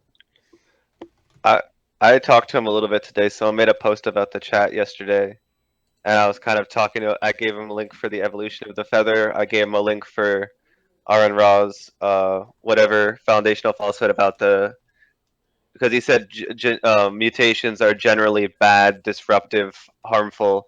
So I gave him the link to the 8th foundational falsehood, which shows all these positive, beneficial mutations, and he didn't even want to read it. And yeah, because it goes against their parents, like a cognitive dissonance to it. Well, he didn't want to watch it. He said he's an ideologue, so I'm not going to watch it. Give me a paper, a scientific paper that refutes. And he has this fetish for scientific papers or whatever. Well, a lot of these people do, and I don't think they're in any kind of position to be evaluating it, right? Yes, you don't have to have degrees in these things to be an expert in these fields, but you do need the experience, you do need the education, even if it's self-taught. You still need the education, and you still need a number of things to be even evaluating this evidence. You still need to have self-awareness. You're not going to present a paper of something you find that's going to refute evolutionary theory. Because if there's a paper out there that did that, it would be obviously well-known and famous, right? Be the most famous paper of all time, right? So obviously you're not going to find anything that's ever going to support what you're thinking, right? Right. And they're not, but they have no self-awareness of this. They're just not. They actually think that they're going to go to Google Scholar, find some paper they don't understand, and go, oh, look, this disproves all of evolution. Well, no. If it did, then don't you think experts would be going, oh my God, this falsifies everything we've ever known about reality? I didn't get a chance to ask him, but his theory doesn't seem to really have any predictive capabilities either. It doesn't, it's just an alternate explanation for what can also be explained with evolution. Yeah, that's how they attack it, right? They say, well, I have a story that fits all the evidence, and you have a story that fits all the evidence. So why not my story over your story? Well, because mine has predictive power. Yeah. By the way, I turned down the sound Because mine's actually correct. I'm playing Mass Right. Effect 2, and I turned down all the sounds, but I still hear a little bit. So if anyone in live feeds like, "What the hell is that sound?" It's me playing Mass Effect 2. Oh, Because I'm not. which even one? Oh, interested. number 2. Which what? I was just going to ask which one, but you said 2. Yeah.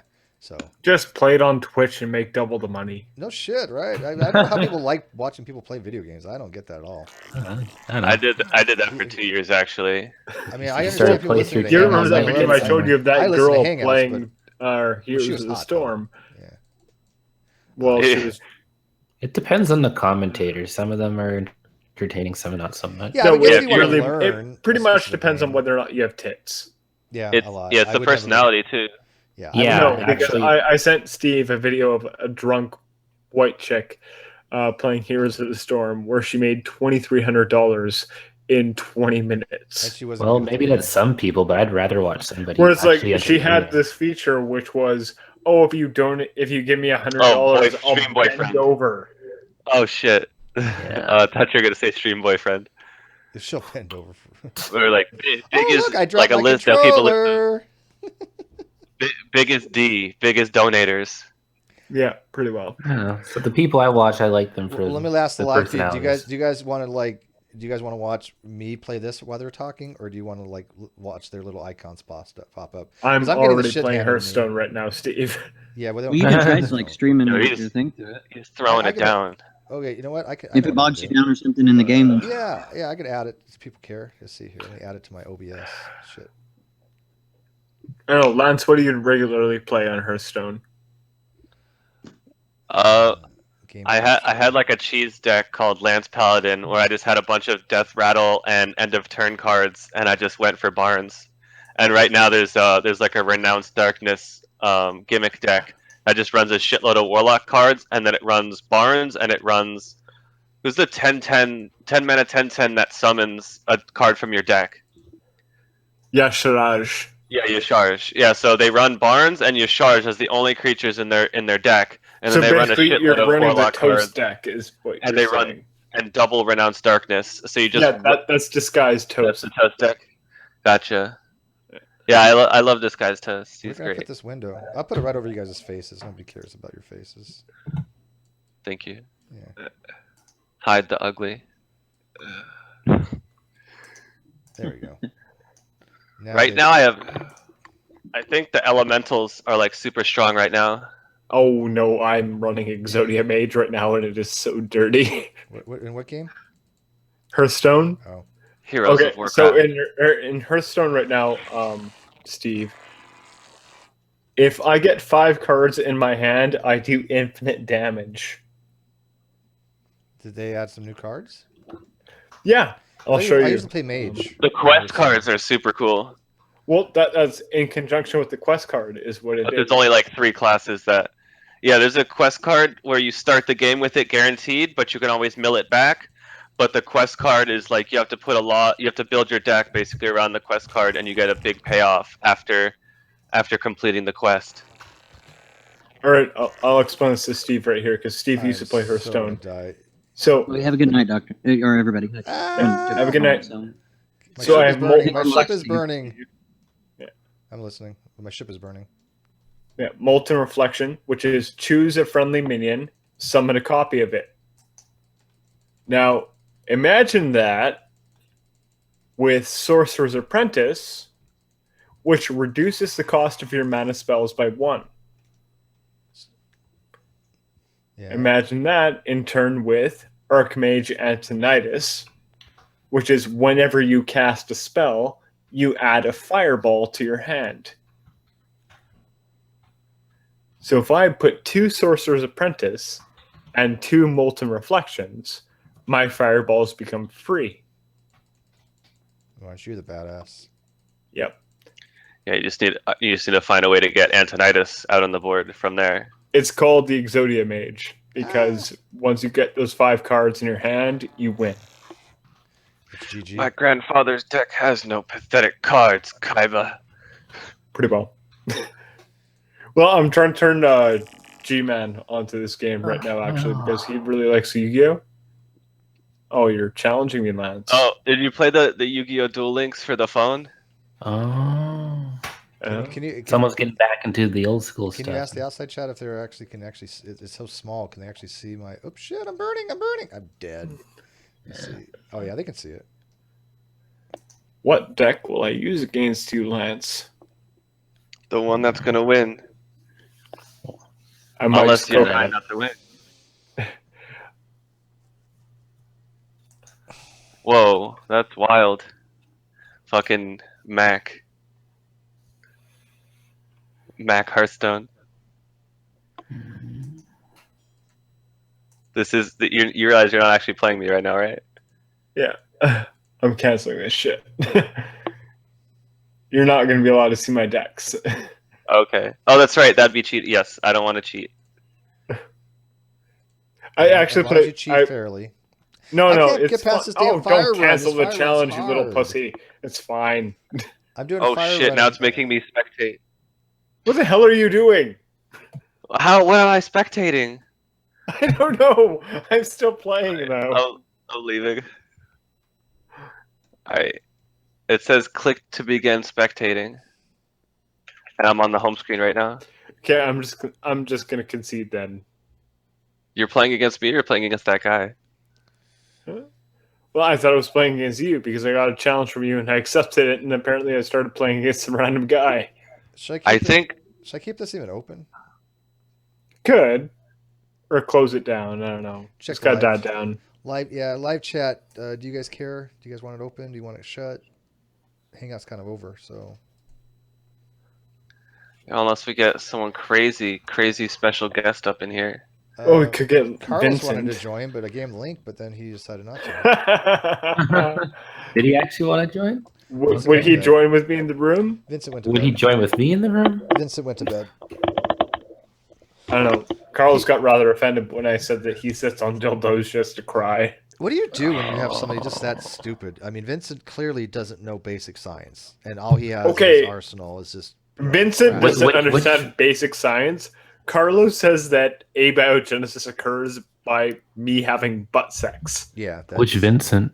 There's two of them. Vincent, the guy from Council of Google Plus. There's two of them from the Council of Google Plus. Not Vincent the Fox, the other one, or the Vincent the Fake, the other one. Oh, the other one. Fuck you, Lance.